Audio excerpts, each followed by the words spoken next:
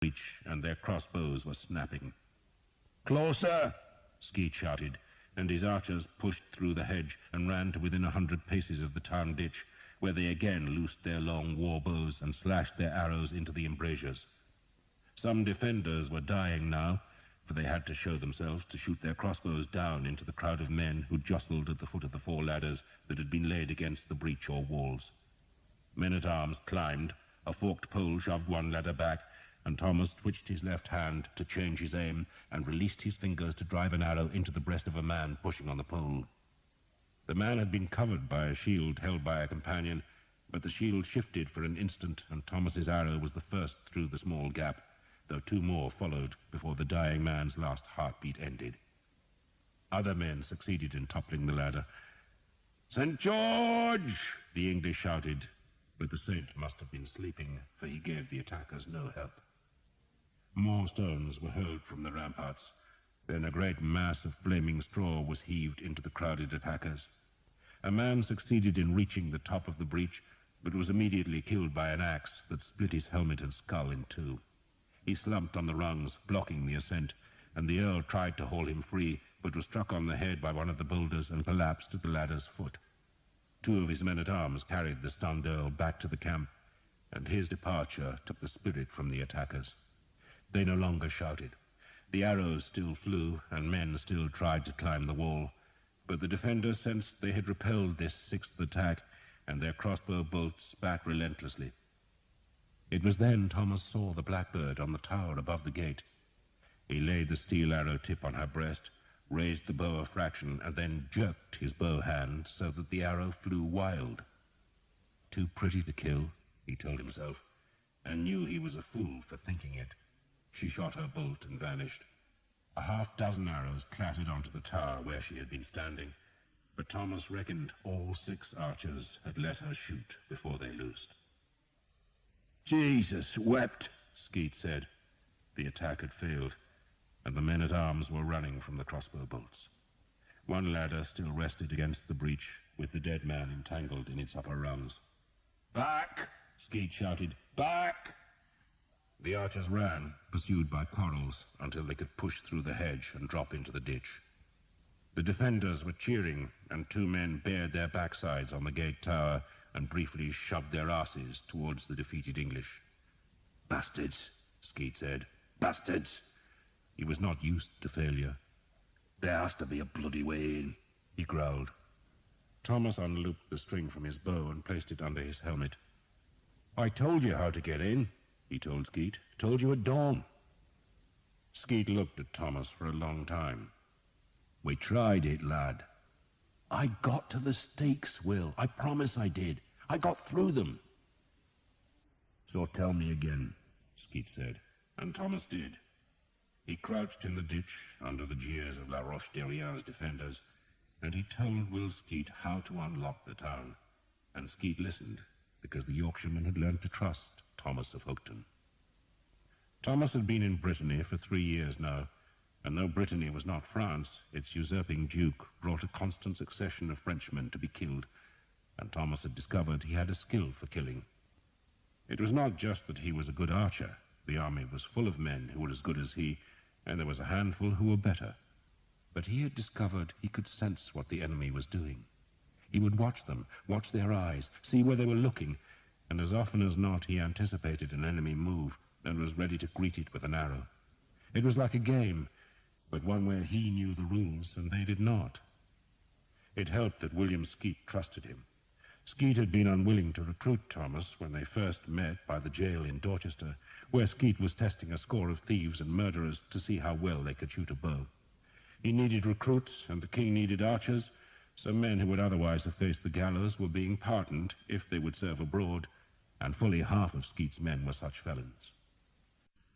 Thomas, Skeet had reckoned, would never fit in with such rogues. He had taken Thomas's right hand, seen the calluses on the 2 bow fingers, which said he was an archer, but then he had tapped the boy's soft palm. "What have you been doing?" Skeet had asked. "My father wanted me to be a priest." "A priest, eh?" Skeet had been scornful. "Well, you can pray for us, I suppose. I can kill for you, too." Skeet had eventually let Thomas join the band, not least because the boy brought his own horse. At first, Skeet thought Thomas of Hookton was little more than another wild fool looking for adventure. A clever fool, to be sure, but Thomas had taken to the life of an archer in Brittany with alacrity. The real business of the Civil War was plunder, and day after day Skeet's men rode into land that gave fealty to the supporters of Duke Charles, and they burned the farms, stole the harvest, and took the livestock. A lord whose peasants cannot pay rent is a lord who cannot afford to hire soldiers, so Skeet's men-at-arms and mounted archers were loosed on the enemy's land like a plague. And Thomas loved the life. He was young, and his task was not just to fight the enemy, but to ruin him. He burned farms, poisoned wells, stole seed grain, broke ploughs, fired the mills, ring-barked the orchards, and lived off his plunder.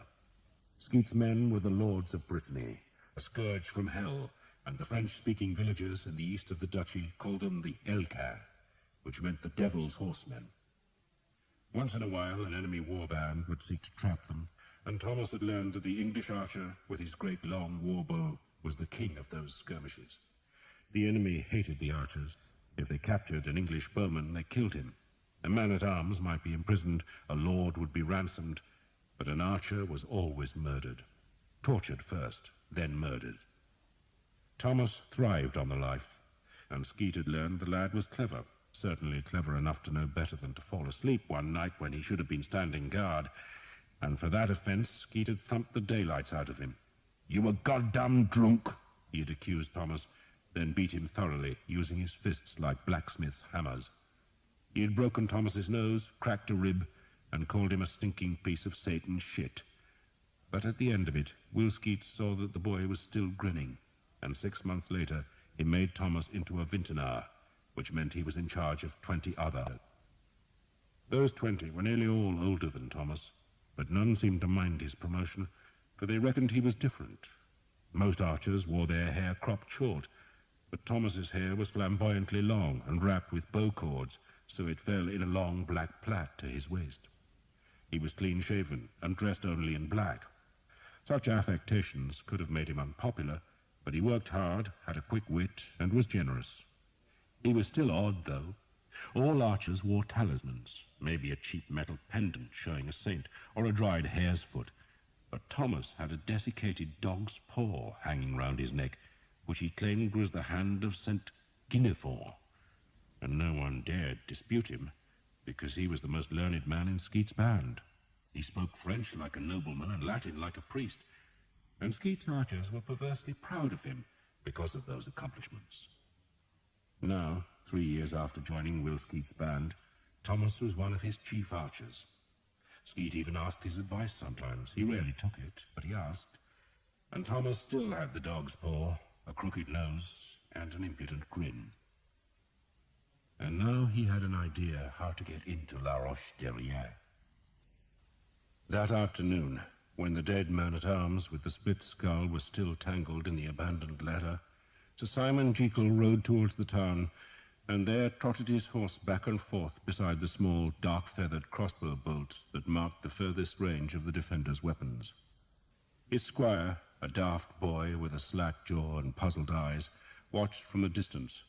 The squire held Sir Simon's lance, and should any warrior in the town accept the implicit challenge of Sir Simon's mocking presence, the squire would give his master the lance, and the two horsemen would fight on the pasture until one or the other yielded.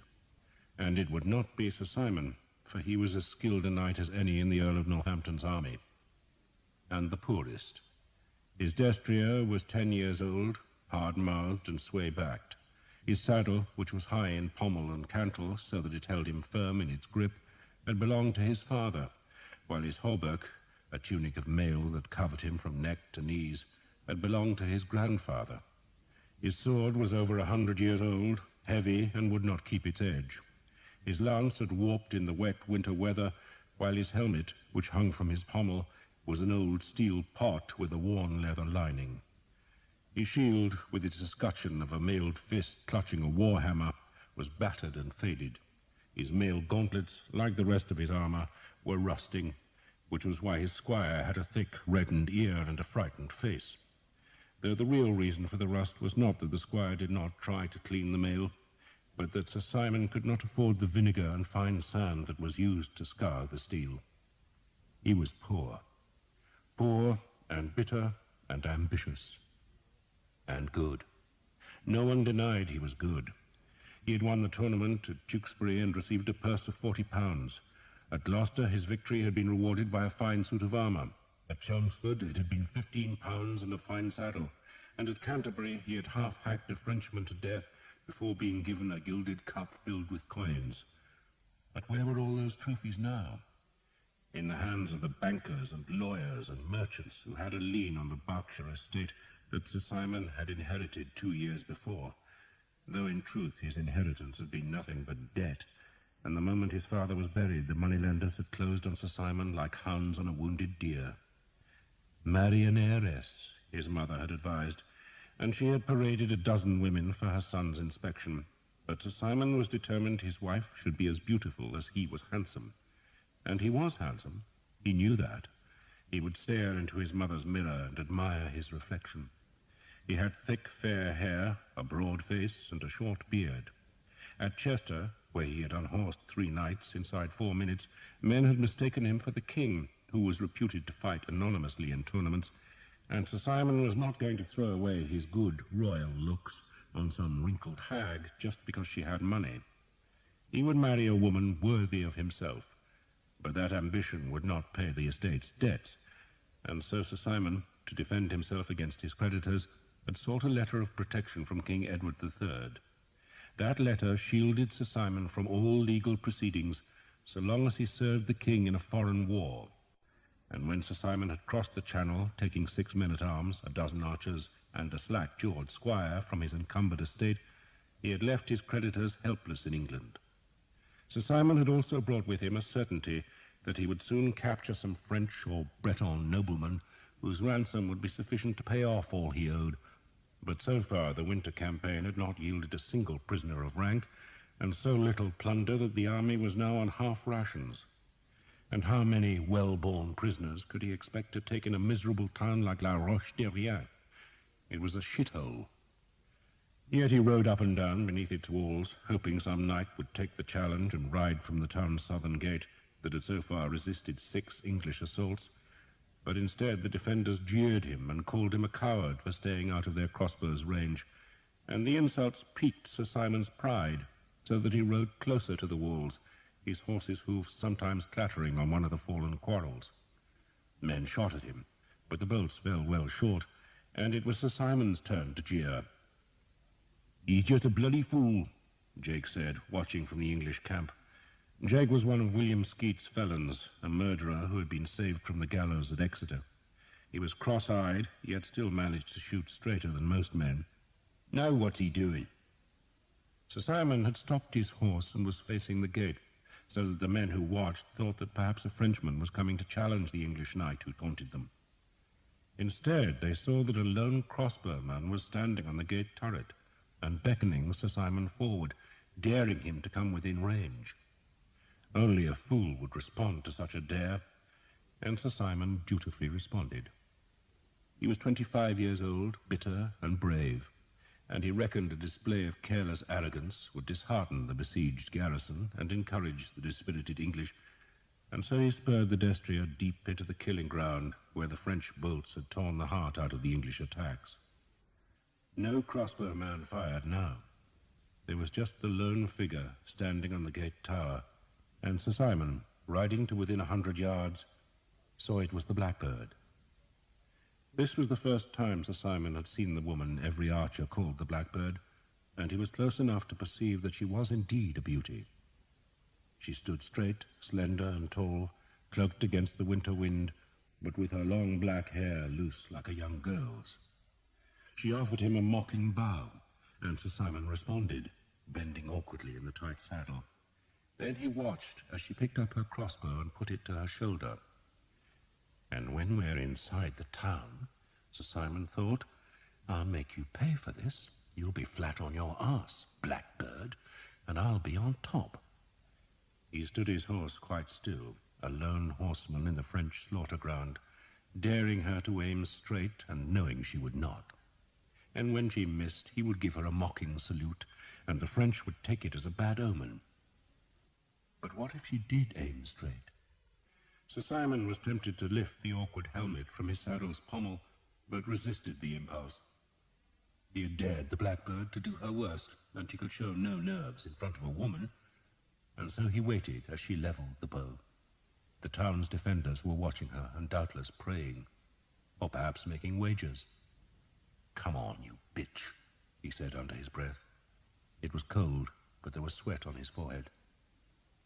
She paused, pushed the black hair from her face, then rested the bow on a crenellation and aimed again. Sir Simon kept his head up and his gaze straight. Just a woman, he told himself. Probably could not hit a wagon at 5 paces. His horse shivered, and he reached out to pat its neck. "Be going soon, boy," he told it.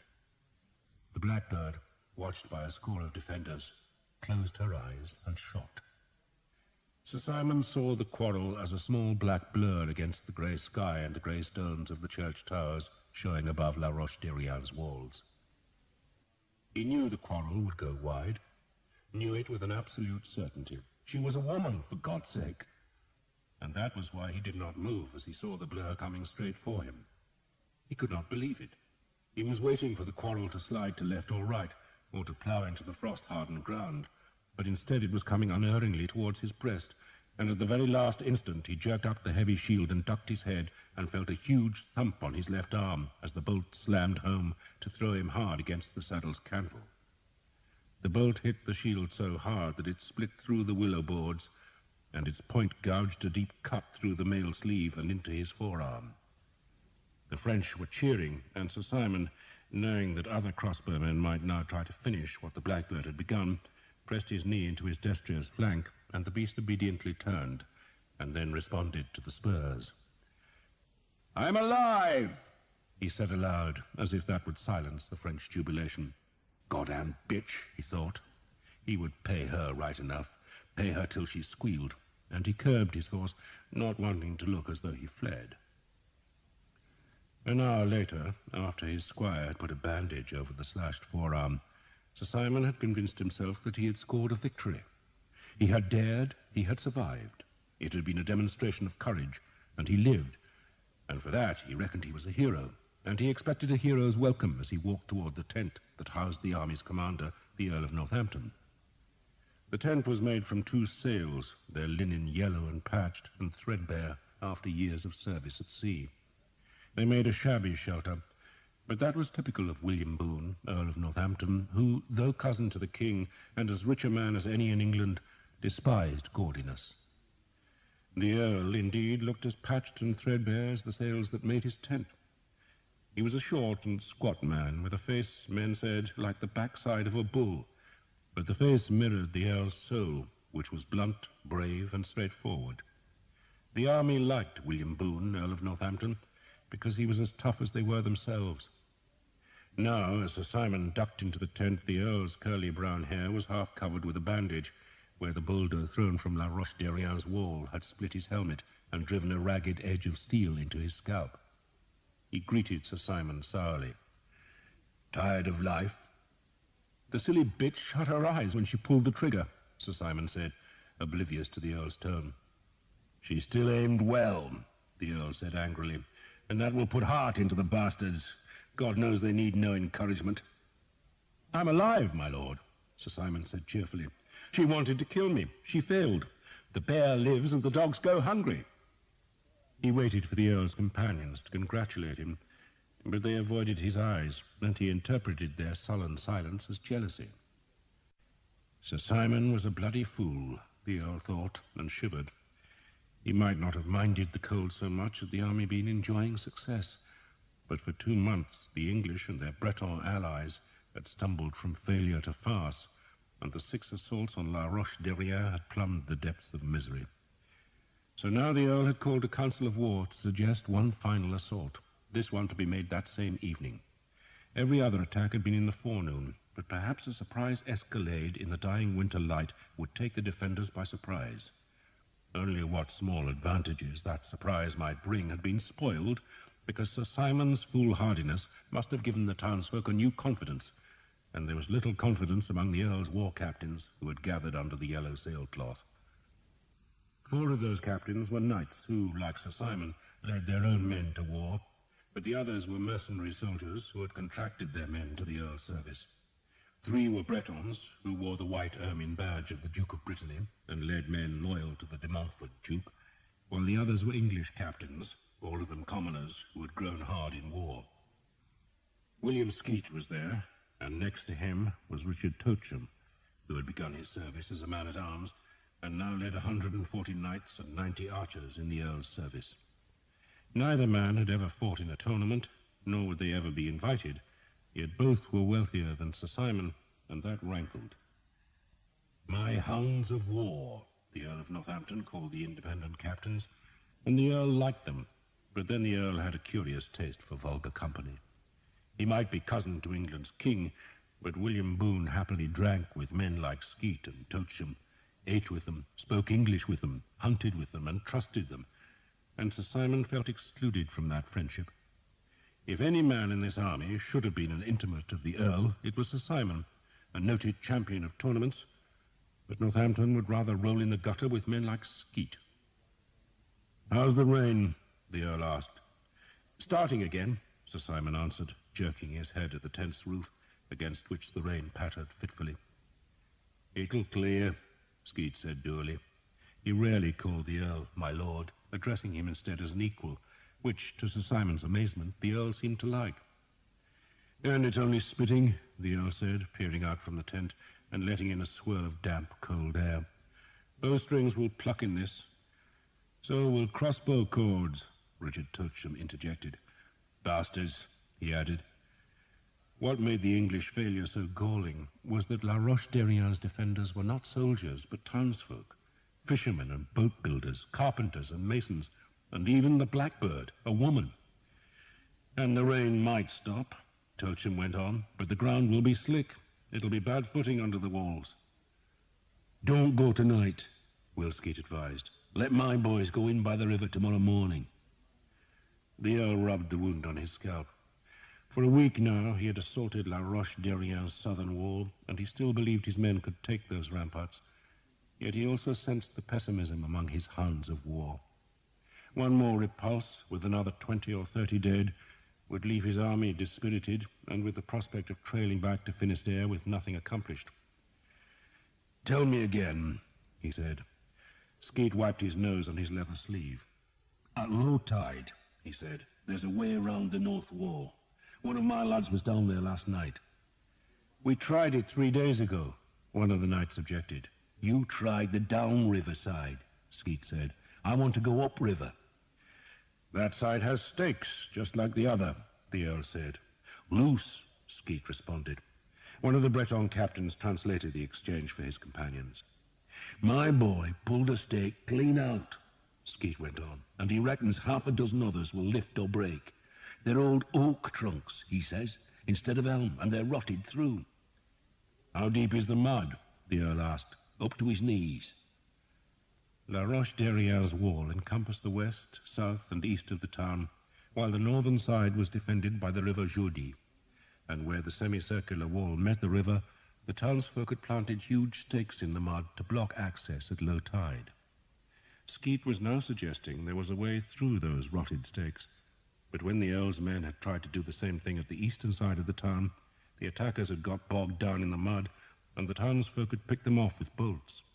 It had been a worse slaughter than the repulses in front of the southern gate.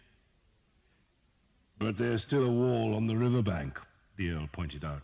"Aye," Skeet allowed, "but the silly bastards have broken it down in places. They've built quays there, and there's one right close to the loose stakes.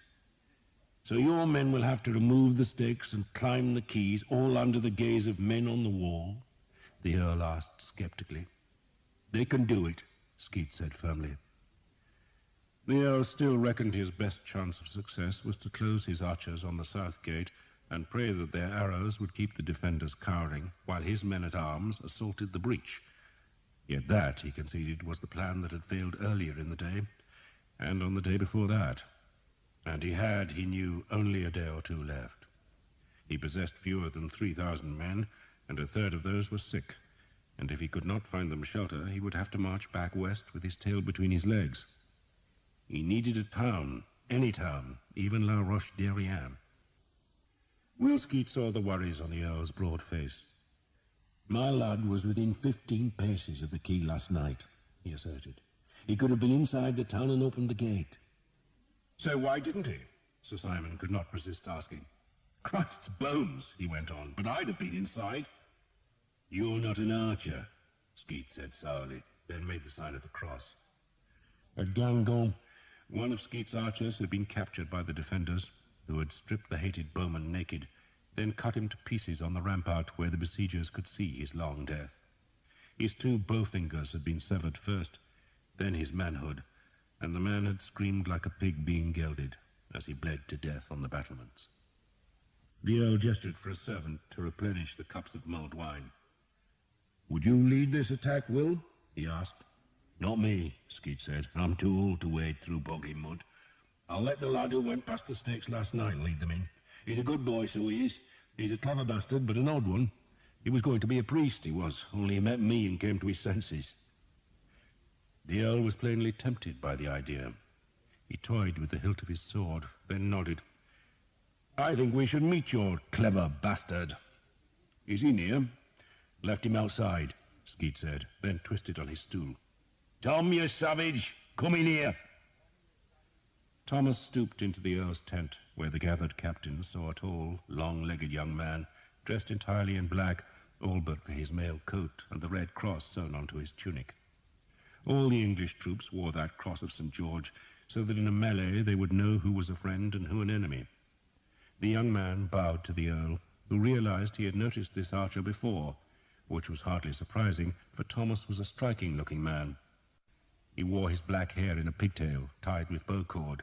He had a long, bony nose that was crooked, a clean-shaven chin, and watchful, clever eyes, though perhaps the most noticeable thing about him was that he was clean.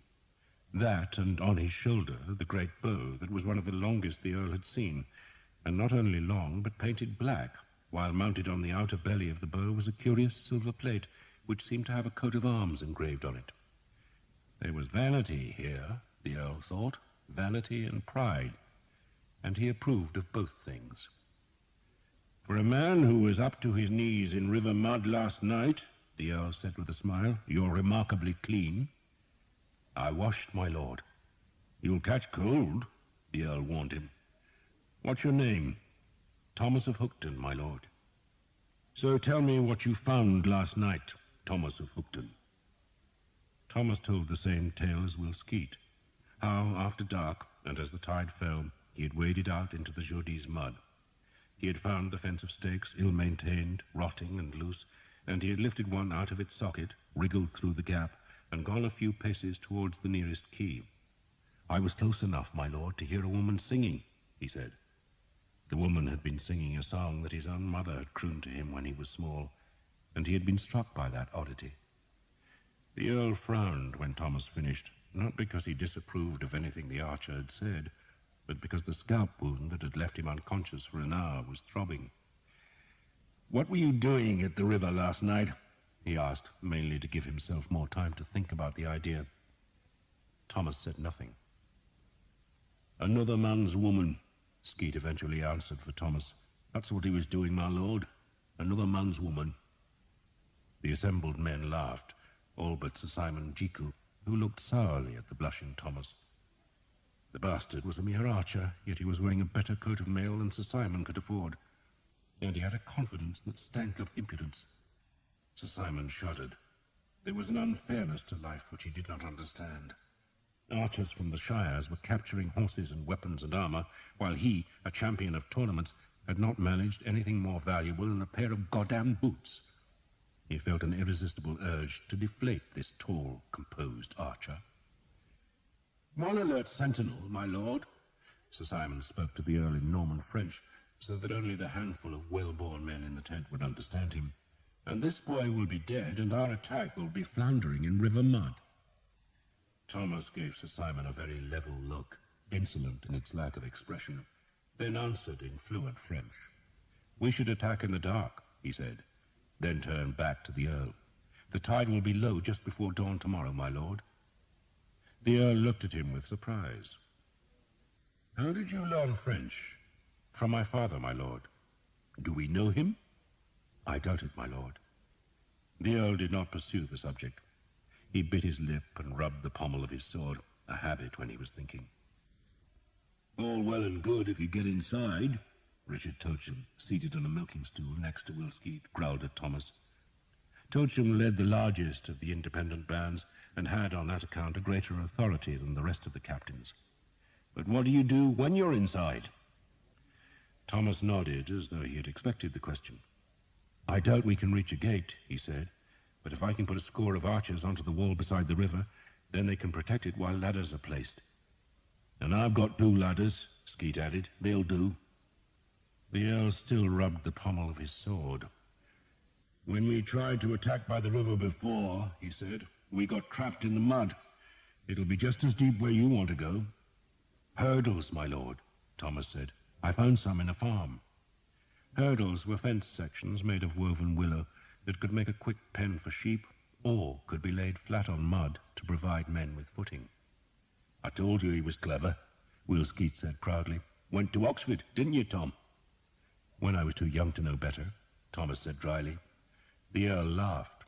He liked this boy, and he could see why Skeet had such faith in him. Tomorrow morning, Thomas? He asked. Better than dusk tonight, my lord. They'll still be lively at dusk. Thomas gave Sir Simon an expressionless glance, intimating that the night's display of stupid bravery would have quickened the defenders' spirits. Then tomorrow morning it is, the Earl said. He turned to Tocham. But keep your boys closed on the south gate today. I want them to think we're coming there again. He looked back to Thomas. What's the badge on your bow, boy? Just something I found, my lord, Thomas lied, handing the bow to the Earl, who had held out his hand. In truth, he had cut the silver badge out of the crushed chalice that he had found under his father's robes, then pinned the metal to the front of the bow, where his left hand had worn the silver almost smooth. The Earl peered at the device. A Yale? I think that's what the beast is called, my lord, Thomas said, pretending ignorance. Not the badge of anyone I know, the Earl said, then tried to flex the bow and raised his eyebrows in surprise at its strength. He gave the black shaft back to Thomas, then dismissed him. I wish you Godspeed in the morning, Thomas of Hookton. My lord, Thomas said, and bowed. I'll go with him with your permission, Skeet said, and the Earl nodded, then watched the 2 men leave. If we do get inside, he told his remaining captains, then for God's sake don't let your men cry havoc. Hold their leashes tight. I intend to keep this town, and I don't want the townsfolk hating us. Kill when you must, but I don't want an orgy of blood. He looked at their skeptical faces. I'll be putting one of you in charge of the garrison here, so make it easy for yourselves. Hold them tight. The captains grunted, knowing how hard it would be to keep their men from a full sack of the town. But before any of them could respond to the Earl's hopeful wishes, Sir Simon stood. My lord, a request. The Earl shrugged. Try me. Would you let me and my men lead the ladder party?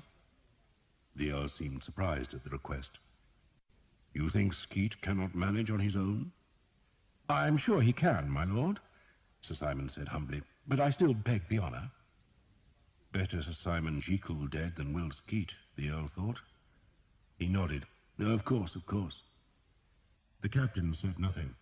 What honour was there in being the first onto a wall that another man had captured? No, the bastard did not want honour. He wanted to be well placed to find the richest plunder in town. But none of them voiced this thought.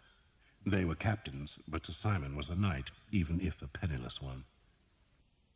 The Earl's army threatened an attack for the rest of that short winter's day, but it never came, and the citizens of La Roche-Derrien dared to hope that the worst of their ordeal was over, but made preparations in case the English did try again the next day.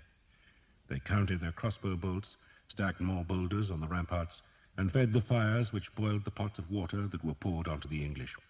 Heat the wretches up, the town's priest had said, and the townsfolk liked that jest. They were winning, they knew, and they reckoned their ordeal must finish soon, for the English would surely be running out of food. All La Roche-Derrien had to do was endure, and then receive the praise and thanks of Duke Charles. The small rain stopped at nightfall. The townsfolk went to their beds, but kept their weapons ready. The sentries lit watchfires behind the walls and gazed into the dark. It was night, it was winter, it was cold, and the besiegers had one last chance. The Blackbird had been christened Jeannette Marie Alévi, and when she was 15, her parents had taken her to Guingamp for the annual tournament of the apples. Her father was not an aristocrat, so the family could not sit in the enclosure beneath Saint-Laurent's tower. But they found a place nearby, and Louis Alévi made certain his daughter was visible by placing their chairs on the farm wagon which had carried them from La Roche-Derrien. Jeanette's father was a prosperous shipmaster and wine merchant, though his fortune in business had not been mirrored in life. One son had died when a cut finger turned septic, and his second son had drowned on a voyage to Corunna. Jeanette was now his only child. There was calculation in the visit to Guingamp. The nobility of Brittany, at least those who favoured an alliance with France, assembled at the tournament where, for 4 days, in front of a crowd that came as much for the fair as for the fighting, they displayed their talents with sword and lance. Jeanette found much of it tedious, for the preambles to each fight were long and often out of earshot. Knights paraded endlessly, their extravagant plumes nodding, but after a while there would be a brief thunder of hoofs, a clash of metal, a cheer, and one knight would be tumbled in the grass. It was customary for every victorious knight to prick an apple with his lance and present it to whichever woman in the crowd attracted him, and that was why her father had taken the farm wagon to Guingamp. After 4 days, Jeanette had 18 apples and the enmity of a score of better-born girls. Her parents took her back to La Roche-Derrien and waited. They had displayed their wares, and now the buyers could find their way to the lavish house beside the River Jaudy. From the front, the house seemed small, but go through the archway, and a visitor found himself in a wide courtyard, reaching down to a stone quay, where Monsieur Alévi's smaller boats could be moored at the top of the tide. The courtyard shared a wall with the church of Saint-Renan, and because Monsieur Alévi had donated the tower to the church, he had been permitted to drive an archway through the wall, so that his family did not need to step into the street when they went to Mass. The house told any suitor that this was a wealthy family, and the presence of the parish priest at the supper table told him it was a devout family. Jeanette was to be no aristocrat's plaything. She was to be a wife. A dozen men condescended to visit the Alévi house, but it was Henri Chenier, Comte d'Armorique, who won the apple. He was a prime catch, for he was nephew to Charles of Blois, who was himself a nephew to King Philip of France, and it was Charles whom the French recognized as Duke and ruler of Brittany. The Duke allowed Henri Chenier to present his fiancée, but afterwards advised his nephew to discard her.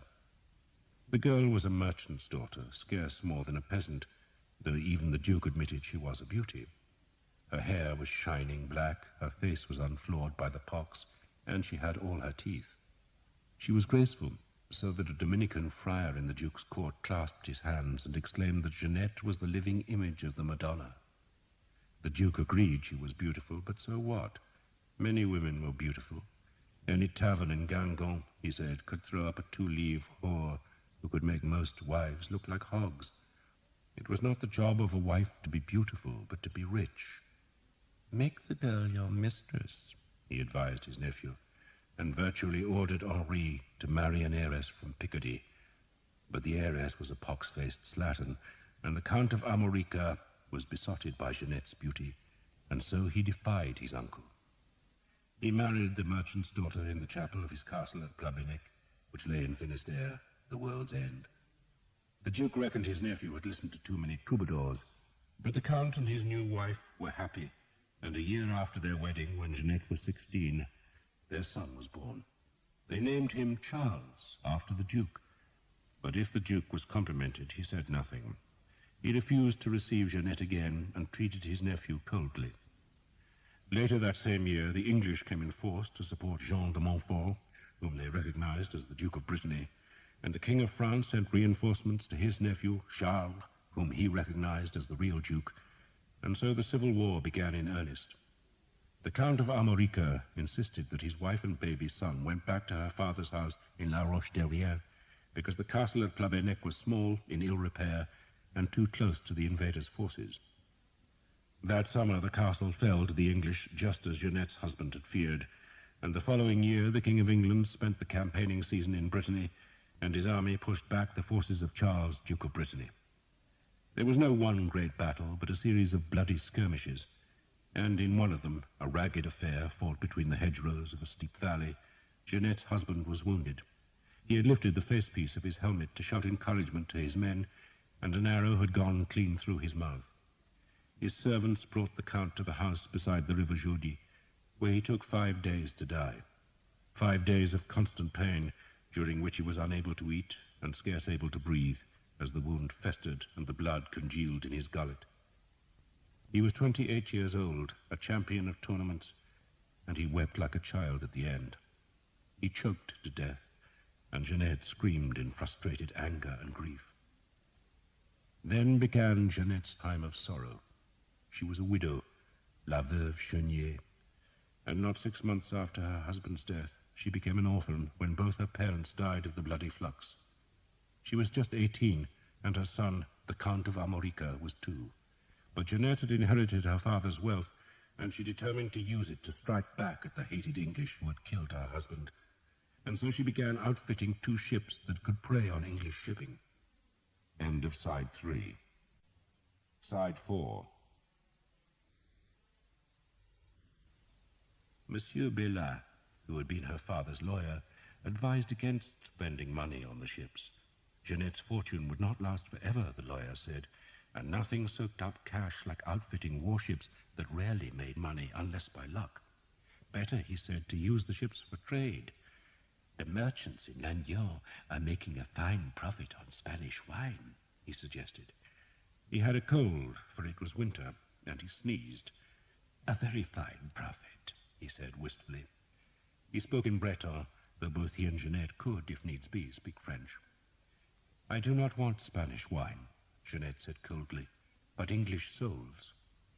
No profit in those, my lady, Bellin said. He found it strange to call Jeanette my lady. He had known her since she was a child, and she had always been little Jeanette to him, but she had married and become an aristocratic widow, and a widow, moreover, with a temper. You cannot sell English souls, Bellin pointed out mildly. Except to the devil, Jeanette said, crossing herself. But I don't need Spanish wine, Bellin. We have the rents. The rents, Bellin said mockingly. He was tall, thin, scanty-haired, and clever. He had served Jeanette's father well and long, and was resentful that the merchant had left him nothing in his will. Everything had gone to Jeanette, except for a small bequest to the monks at Pontrier, so they would say masses for the dead man's soul. Bellin hid his resentment. Nothing comes from Plabennec, he told Jeanette. The English are there, and how long do you think the rents will come from your father's farms? The English will take them soon. An English army had occupied unwalled Tréguier, which was only an hour's walk northwards, and they had pulled down the cathedral tower there because some crossbowmen had shot at them from its summit. Bellin hoped the English would retreat soon, for it was deep in the winter, and their supplies must be running low, but he feared they might ravage the countryside about La Roche-Derrière before they left. And if they did, Jeanette's farms would be left worthless. How much rent can you get from a burned farm? He asked her. I don't care, she snapped. I shall sell everything if I have to, everything. Except for her husband's armor and weapons. They were precious, and would go to her son one day. Bellin sighed for her foolishness, then huddled in his black cloak and leaned close to the small fire which spat in the hearth. A cold wind came from the nearby sea, making the chimney smoke. You will permit me, madame, to offer you advice? First, the business. Bellin paused to wipe his nose on his long black sleeve. It ails, but I can find you a good man to run it as your father did, and I would draw up a contract which would ensure the man would pay you well from the profits. Second, madame, you should think of marriage. He paused, half expecting a protest, but Jeanette said nothing. Bellin sighed. She was so lovely. There were a dozen men in town who would marry her, but marriage to an aristocrat had turned her head, and she would settle for nothing less than another titled man. "You are, madame," the lawyer continued carefully, "a widow who possesses at the moment a considerable fortune. But I have seen such fortunes drain away like snow in April. Find a man who can look after you, your possessions, and your son." Jeanette turned and stared at him. "I married the finest man in Christendom," she said, "and where do you think I will find another like him?" Men like the Count of Armorica, the lawyer thought, were found everywhere, more was the pity, for what were they but brute fools in armour who believed war was a sport? Jeanette, he thought, should marry a prudent merchant, perhaps a widower, who had a fortune, but he suspected such advice would be wasted. "Remember the old saying, my lady," he said slyly, "put a cat to watch a flock, and the wolves eat well." Jeanette shuddered with anger at the words.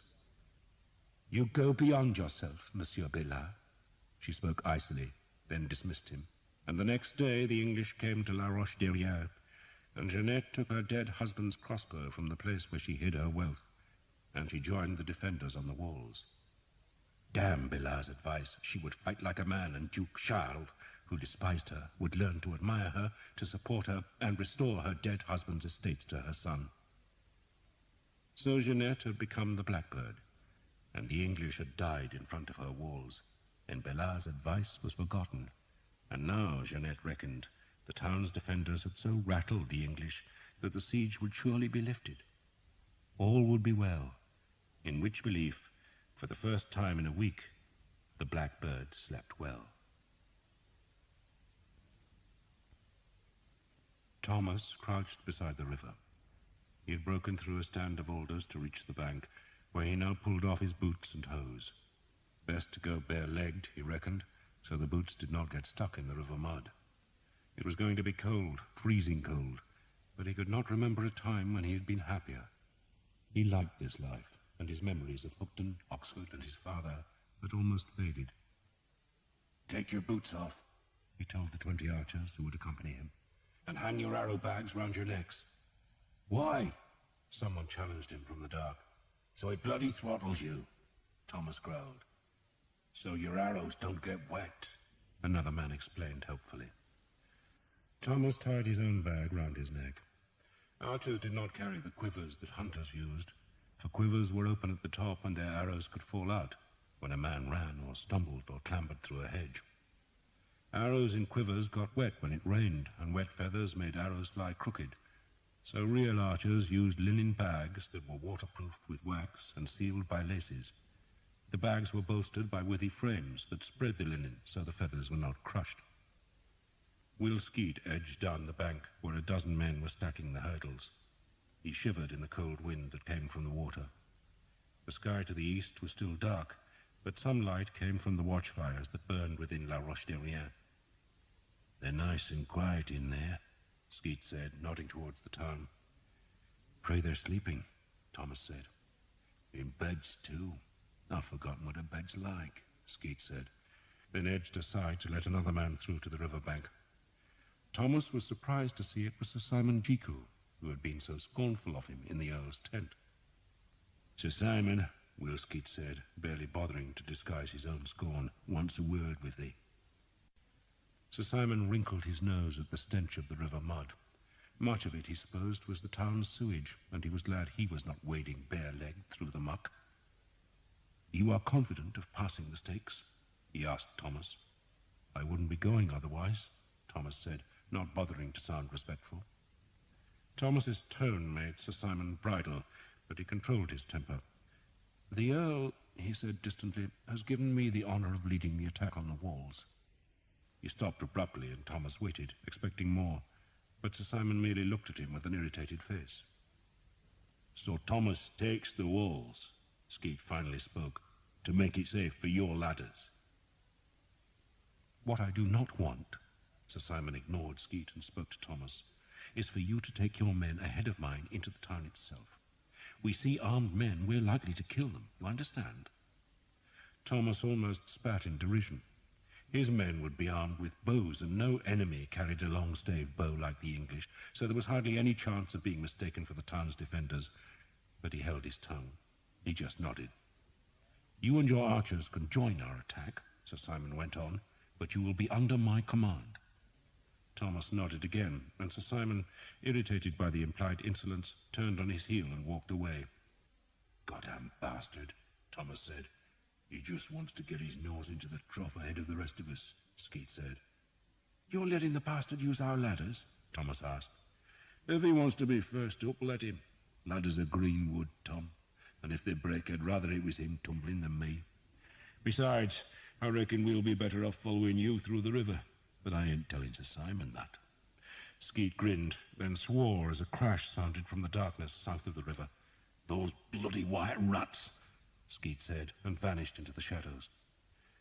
The White Rats were the Bretons loyal to Duke John, men who wore his badge of a white ermine, and some 60 Breton crossbowmen had been attached to Skeet's soldiers, their job to rattle the walls with their bolts as the ladders were placed against the ramparts.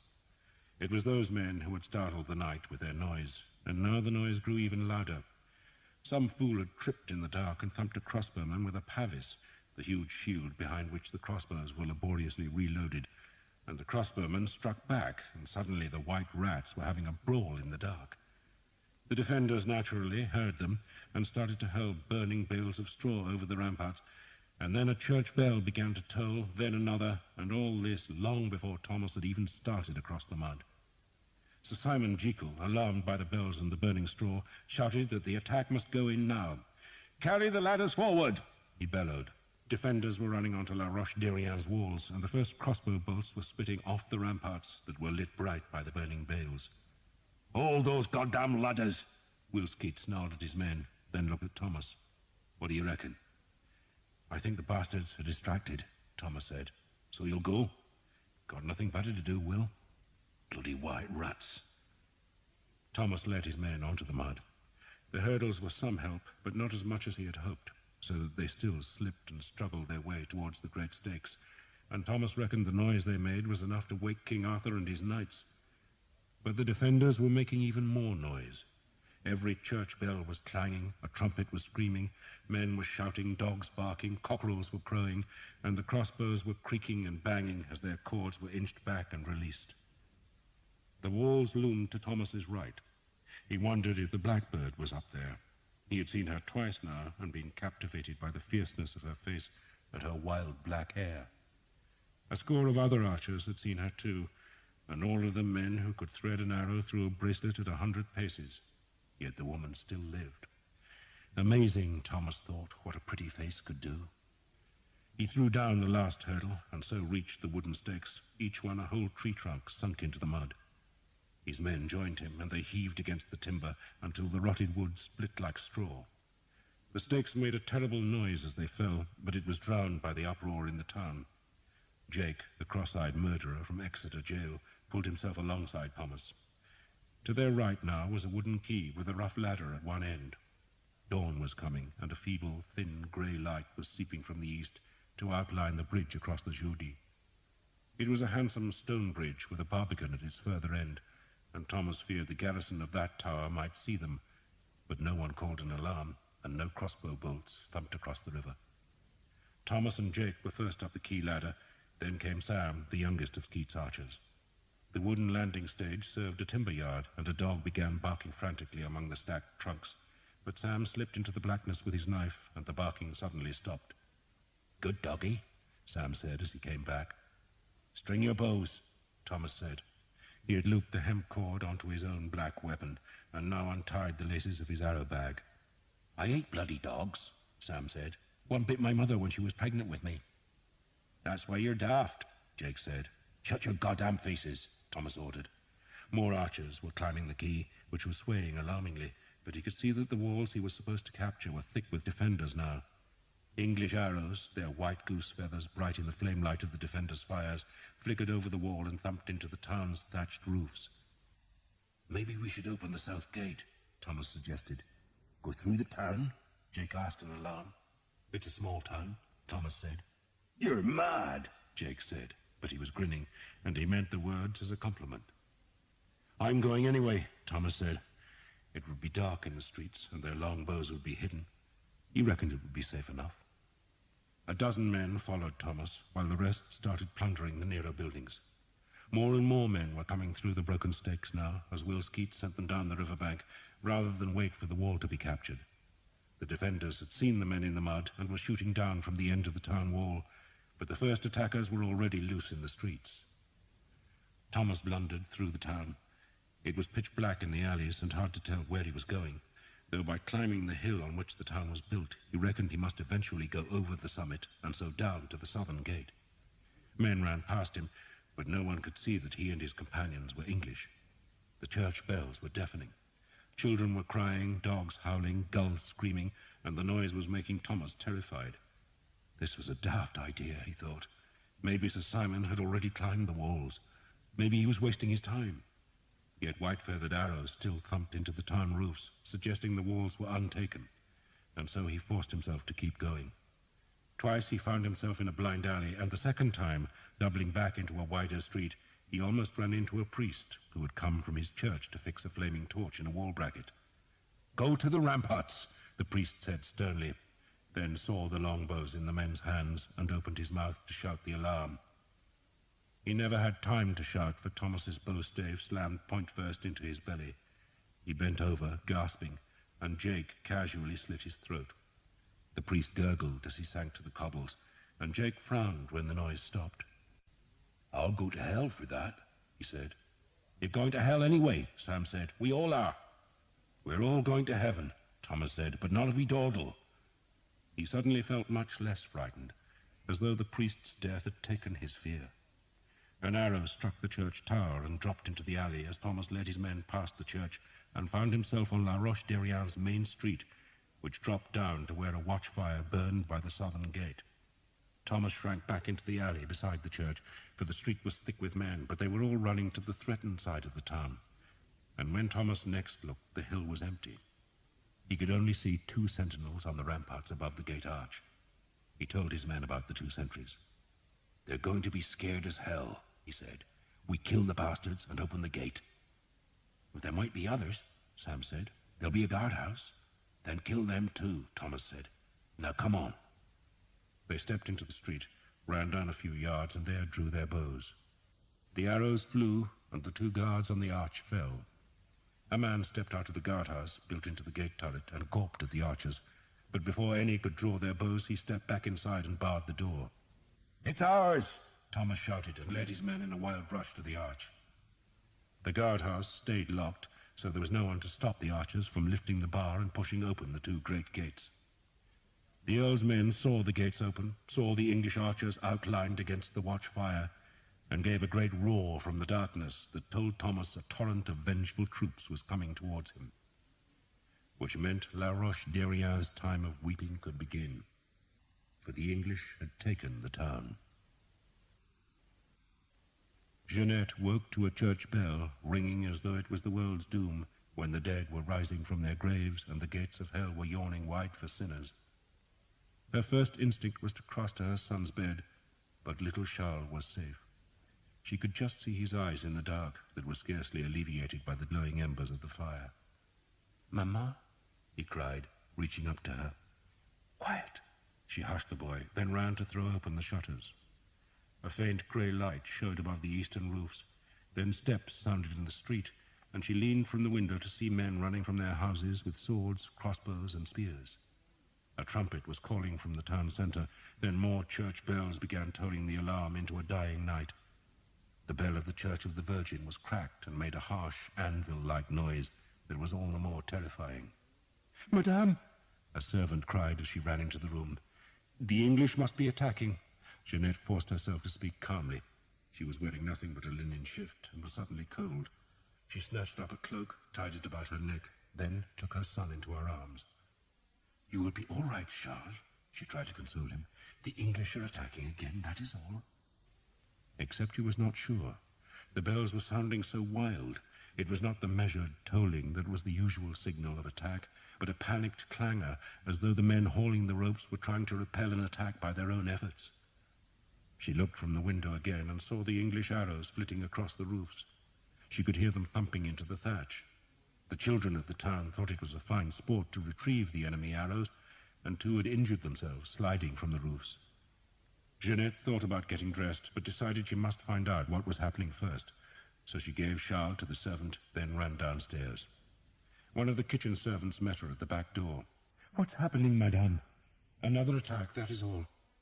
She unbarred the door to the yard, then ran to the private entrance to Renan's church, just as an arrow struck the church tower and clattered down into the yard.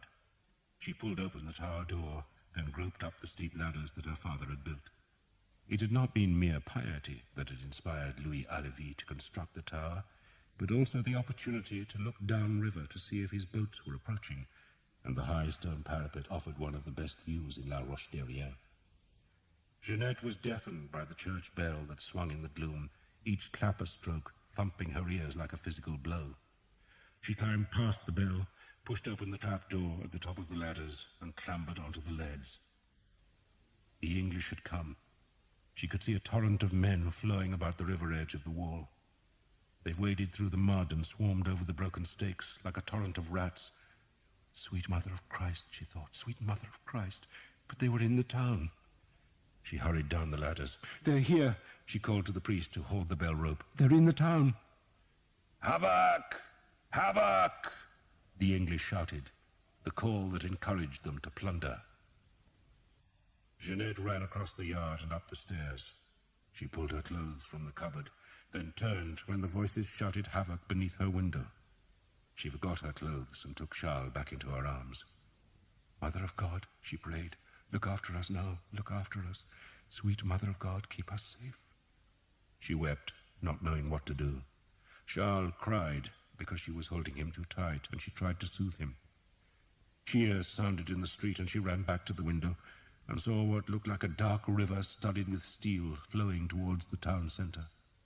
She collapsed by the window, sobbing. Charles was screaming. Two more servants were in the room, somehow thinking that Jeanette could shelter them, but there was no shelter now. The English had come. One of the servants shot the bolt on the bedroom door. But what good would that do? Jeanette thought of her husband's hidden weapons and of the Spanish sword's sharp edge, and wondered if she would have the courage to place the point against her breast and heave her body onto the blade. It would be better to die than be dishonored, she thought. But then what would happen to her son? She wept helplessly, then heard someone beating on the big gate which led to her courtyard. An axe, she supposed, and she listened to its crunching blows that seemed to shake the whole house. A woman screamed in the town, then another, and the English voices cheered rampantly. One by one, the church bells fell silent, until only the cracked bell hammered its fear across the roofs. The axe still bit at the door. Would they recognize her, she wondered. She had exulted in standing on the ramparts, shooting her husband's crossbow at the besiegers, and her right shoulder was bruised because of it. But she had welcomed the pain, believing that every bolt fired made it less likely that the English would break into the town. No one had thought they could. And why besiege La Roche-Derrien anyway? It had nothing to offer. As a port it was almost useless, for the largest ships could not make it up the river, even at the top of the tide. The English, the townspeople had believed, were making a petulant demonstration and would soon give up and slink away. But now they were here, and Jeanette screamed as the sound of the axe blows changed. They had broken through, and doubtless were trying to lift the bar. She closed her eyes, shaking as she heard the gate scrape on the cobbles. It was open. It was open. "Oh, Mother of God," she prayed, "be with us now."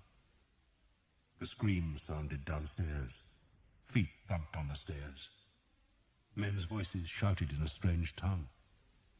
"Be with us now and at the hour of our death, for the English had come." Sir Simon Jekyll was annoyed. He had been prepared to climb the ladders if Skeet's archers ever gained the walls, which he doubted, but if the ramparts were captured, then he intended to be first into the town. He foresaw cutting down a few panicked defenders, then finding some great house to plunder. But nothing happened as he had imagined it. The town was awake, the wall manned, and the ladders never went forward, but Skeet's men still got inside by simply wading through the mud at the river's edge. Then a cheer at the southern side of the town suggested that gate was open, which meant that the whole damned army was getting into La Roche-Derrien ahead of Sir Simon. He swore there would be nothing left.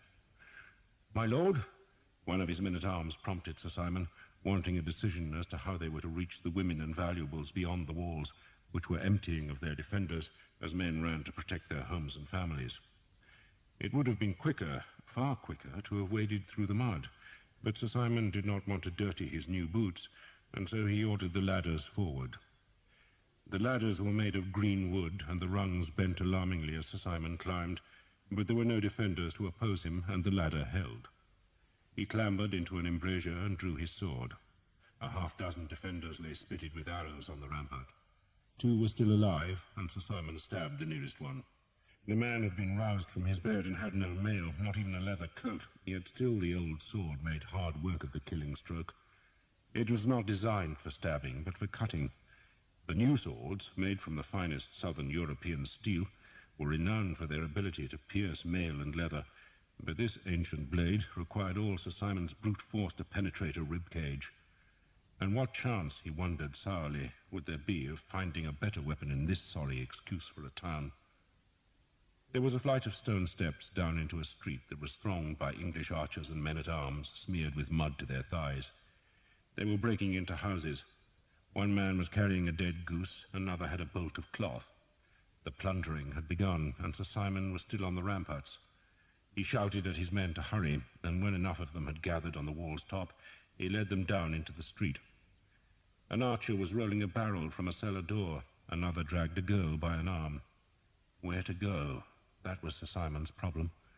The nearest houses were all being sacked, and the cheers from the south suggested the Earl's main army was descending on that part of the town. Some townsfolk, realizing all was lost, were fleeing in front of the archers to cross the bridge and countryside. Sir Simon decided to strike east. The Earl's men were to the south, Skeets were staying close to the west wall, so the eastern quarter offered the best hope of plunder. He pushed past Skeets' muddy archers and led his men towards the bridge. Frightened people ran past him, ignoring him and hoping he would ignore them. He crossed the main street, which led, and saw a roadway running alongside the big houses that fronted the river. Merchants, Sir Simon thought, fat merchants with fat profits. And then, in the growing light, he saw an archway that was surmounted by a coat of arms. A noble's house. "Who has an axe?" he asked his men. One of the men-at-arms stepped forward, and Sir Simon indicated the heavy gate. The house had windows on the ground floor, but they were covered by heavy iron bars, which seemed a good sign. Sir Simon stepped back to let his man start work on the gate. The axeman knew his business. He chopped a hole where he guessed the locking bar was, and when he had broken through, he put a hand inside and pushed the bar up and out of its brackets so that Sir Simon and his archer could heave the gates open. Sir Simon left 2 men to guard the gate, ordering them to keep every other plunderer out of the property, then led the rest into the yard. The first things he saw were 2 boats tied at the river's quay. They were not large ships, but all hulls were valuable, and he ordered 4 of his archers to go aboard. "Tell anyone who comes that they're mine, you understand? Mine."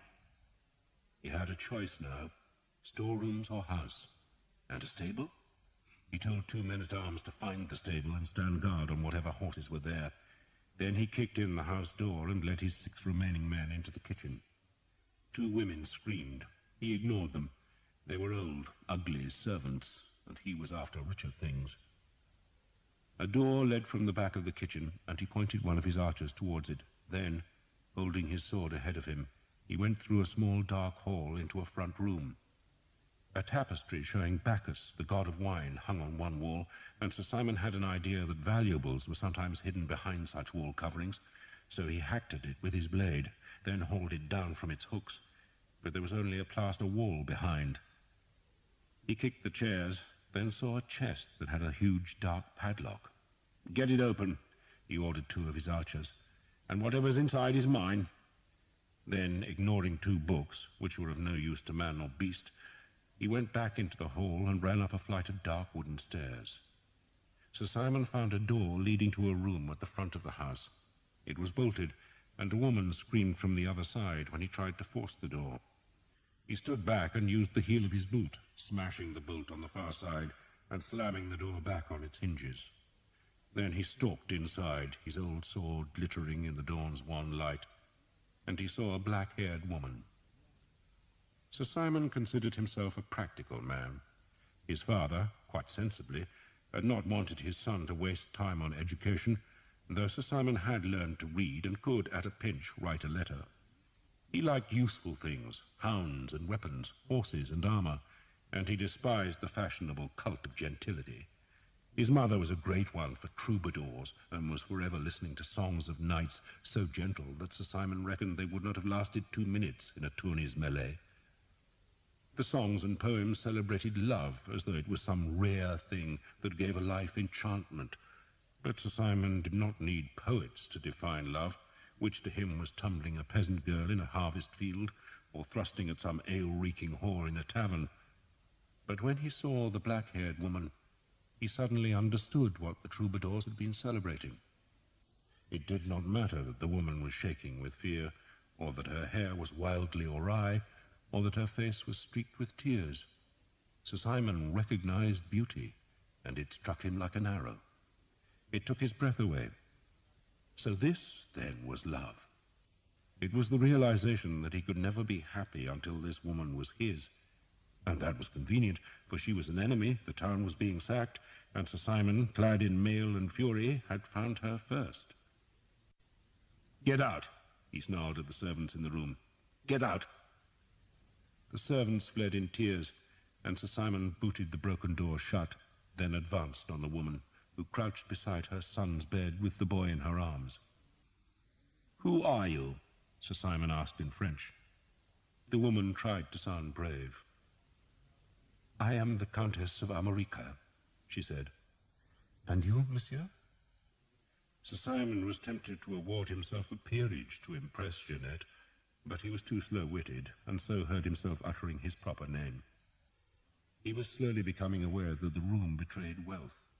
The bed hangings were thickly embroidered, the candlesticks were of heavy silver, and the walls either side of the stone hearth were expensively panelled in beautifully carved wood. He pushed the smaller bed against the door, reckoning that should ensure some privacy, then went to warm himself at the fire. He tipped more sea coal onto the small flames and held his chilled gloves close to the heat. "This is your house, madame?" "It is." "Not your husband's?" "I am a widow," Jeanette said. A wealthy widow. Sir Simon almost crossed himself out of gratitude. The widows he had met in England had been rouged hags, but this one was different. This one was a woman worthy of a tournament's champion, and seemed rich enough to save him from the ignominy of losing his estate and knightly rank. She might even have enough cash to buy a baronage, maybe an earldom. He turned from the fire and smiled at her.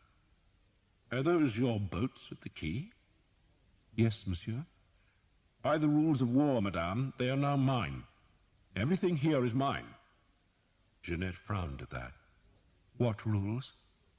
"The law of the sword, madame. But I think you are fortunate. I shall offer you my protection." Jeanette sat on the edge of her curtained bed, clutching Charles. "The rules of chivalry, my lord," she said, "ensure my protection." She flinched as a woman screamed in a nearby house.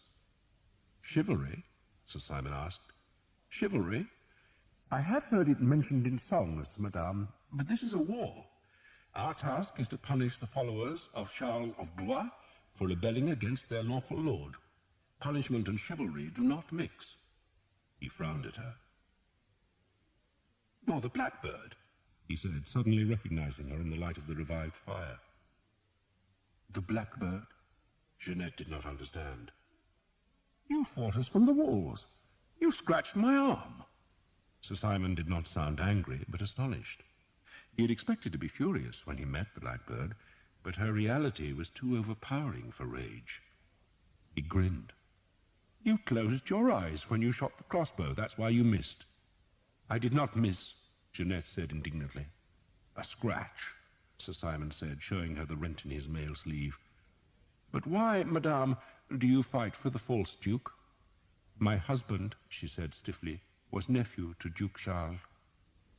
Sweet God, Sir Simon thought, sweet God, a prize indeed. He bowed to her. So your son, he said, nodding at Charles, who was peering anxiously from his mother's arms, is the present Count? He is, Jeanette confirmed. A fine boy. Sir Simon forced himself to the flattery. In truth, he thought Charles was a pudding-faced nuisance whose presence inhibited him from a natural urge to thrust the blackbird onto her back and thus show her the realities of war. But he was acutely aware that this widow was an aristocrat, a beauty, and related to Charles of Blois, who was nephew to the King of France. This woman meant riches, and Sir Simon's present necessity was to make her see that her best interest lay in sharing his ambitions.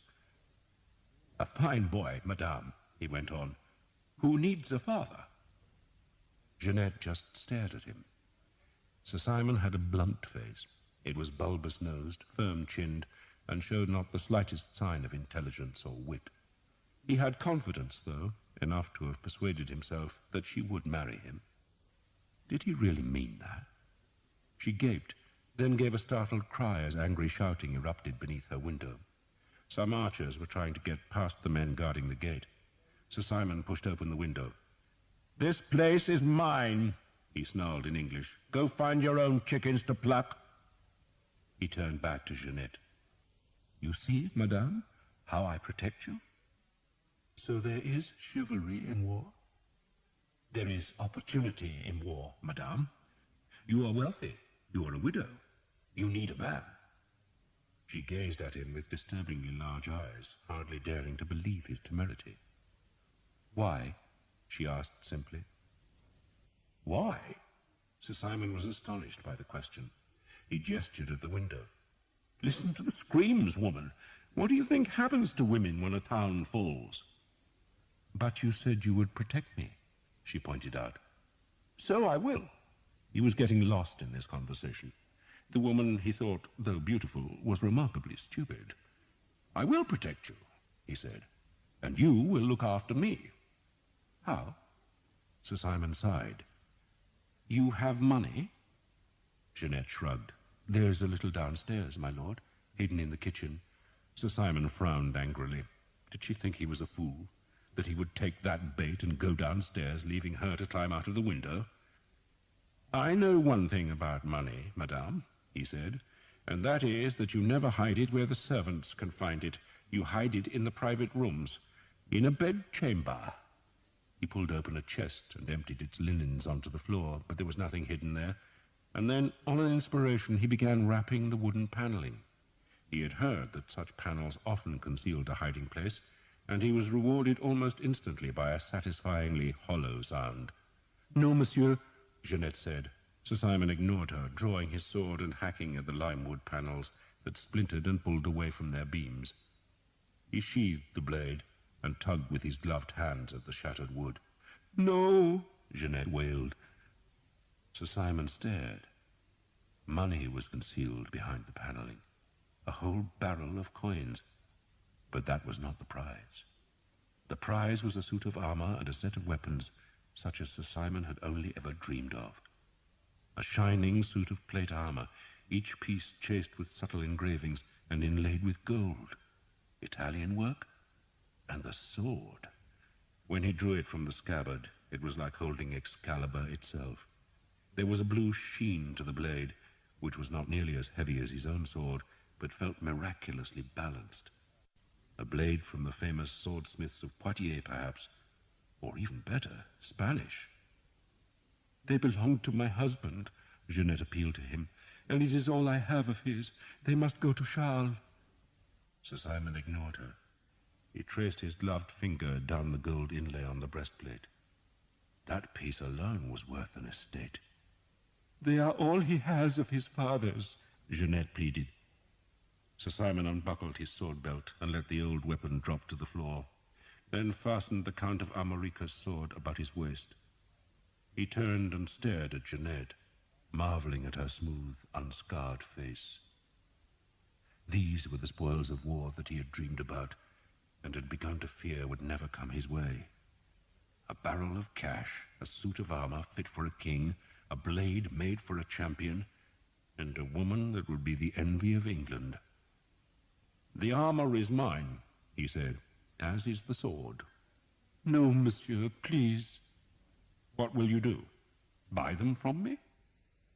"If I must," Jeanette said, nodding at the barrel. "That, too, is mine, madame," Simon said, and to prove it he strode to the door, unblocked it, and shouted for 2 of his archers to come up the stairs. He gestured at the barrel and the suit of armor. "Take them down," he said, "and keep them safe, and don't think I haven't counted the cash, because I have. Now go." Jeanette watched the theft. She wanted to weep for pity, but forced herself to stay calm. "If you steal everything I own," she said to Sir Simon, "how can I buy the armor back?" Sir Simon shoved the boy's bed against the door again, then favored her with a smile. "There is something you can use to buy the armor, my dear," he said winningly. "You have what all women have. You can use that." Jeanette closed her eyes for a few heartbeats. "Are all the gentlemen of England like you?" she asked. "Few are so skilled in arms," Sir Simon said proudly. He was about to tell her of his tournament triumphs, sure that she would be impressed, but she interrupted him. "I meant," she said icily, "to discover whether the knights of England are all thieves, poltroons, and bullies." Sir Simon was genuinely puzzled by the insult.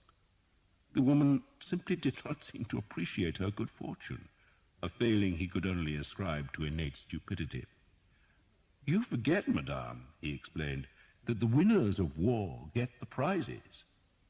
I am your prize." She was worse than stupid, Sir Simon thought, but who wanted cleverness in a woman? "Madame," he said, "I am your protector. If I leave you, if I take away my protection, then there will be a line of men on the stairs waiting to plough you. Now do you understand?" "I think," she said coldly, "that the Earl of Northampton will offer me better protection." Sweet Christ, Sir Simon thought, but the bitch was obtuse. It was pointless trying to reason with her, for she was too dull to understand. So he must force the breach. He crossed the room fast, snatched Charles from her arms, and threw the boy onto the smaller bed. Jeanette cried out and tried to hit him, but Sir Simon caught her arm and slapped her face with his gloved hand, and when she went immobile with pain and astonishment, he tore her cloak's cords apart and then, with his big hands, ripped the shift down the front of her body. She screamed and tried to clutch her hands over her nakedness, but Sir Simon forced her arms apart and stared in astonishment. Flawless. "No," Jeanette wept. Sir Simon shoved her hard back onto the bed. "You want your son to inherit your traitorous husband's armor?" he asked, "or his sword? Then, madame, you had better be kind to their new owner. I am prepared to be kind to you." He unbuckled the sword, dropped it on the floor, then hitched up his mail coat and fumbled with the strings of his hose. "No!" Jeanette wailed and tried to scramble off the bed, but Sir Simon caught hold of her shift and yanked the linen so that it came down to her waist. The boy was screaming, and Sir Simon was fumbling with his rusted gauntlets, and Jeanette felt the devil had come into her house. She tried to cover her nakedness, but the Englishman slapped her face again, and once more hauled up his mail coat. Outside the window, the cracked bell of the Virgin's church was at last silent, for the English had come. Jeanette had a suitor, and the town wept. Thomas's first thought, after opening the gate, was not plunder, but somewhere to wash the river muck off his legs, which he did with a barrel of ale in the first tavern he encountered. The tavern keeper was a big, bold man who stupidly attacked the English archers with a club, so Jake tripped him with his bowstave, then slit his belly. "Silly bastard," Jake said. "I wasn't going to hurt him. Much." The dead man's boots fitted Thomas, which was a welcome surprise, for very few did, and once they had found his cache of coins, they went in search of other amusement. The Earl of Northampton was spurring his horse up and down the main street, shouting at wild-eyed men not to set the town alight. He wanted to keep La Roche-Derrien as a fortress, and it was less useful to him as a heap of ashes. End of Side 4. Side 5. Not everyone plundered. Some of the older men, even a few of the younger, were disgusted by the whole business and attempted to curb the wilder excesses, but they were wildly outnumbered by men who saw nothing but opportunity in the fallen town. Father Hobb, an English priest who had a fondness for Will Skeet's men, tried to persuade Thomas and his group to guard a church, but they had other pleasures in mind. "Don't spoil your soul, Tom," Father Hobb said, in a reminder that Thomas, like all the men, had said Mass the day before. But Thomas reckoned his soul was going to be spoiled anyway, so it might as well happen sooner than later. He was looking for a girl, any girl really, for most of Will's men had a woman in camp. Thomas had been living with the sweet little Breton, but she had caught a fever just before the beginning of the winter campaign, and Father Hobb had said a funeral mass for her. Thomas had watched as the girl's unshrouded body had thumped into the shallow grave, and he had thought of the graves at Hookton and of the promise he had made to his dying father. But then he had pushed the promise away. He was young and had no appetite for burdens on his conscience. La Roche-Derrien now crouched under the English fury. Men tore down thatch and wrecked furniture in their search for money. Any townsman who tried to protect his women was killed, while any woman who tried to protect herself was beaten into submission. Some folk had escaped the sack by crossing the bridge, but the small garrison of the Barbican fled from the inevitable attack, and now the Earl's men-at-arms manned the small tower, and that meant La Roche-Derrien was sealed to its fate. Some women took refuge in the churches, and the lucky ones found protectors there, but most were not lucky. Thomas, Jake, and Sam finally discovered an unplundered house that belonged to a tanner, a stinking fellow with an ugly wife and 3 small children. Sam, whose innocent face made strangers trust him on sight, held his knife at the throat of the youngest child, and the tanner suddenly remembered where he had hidden his cash.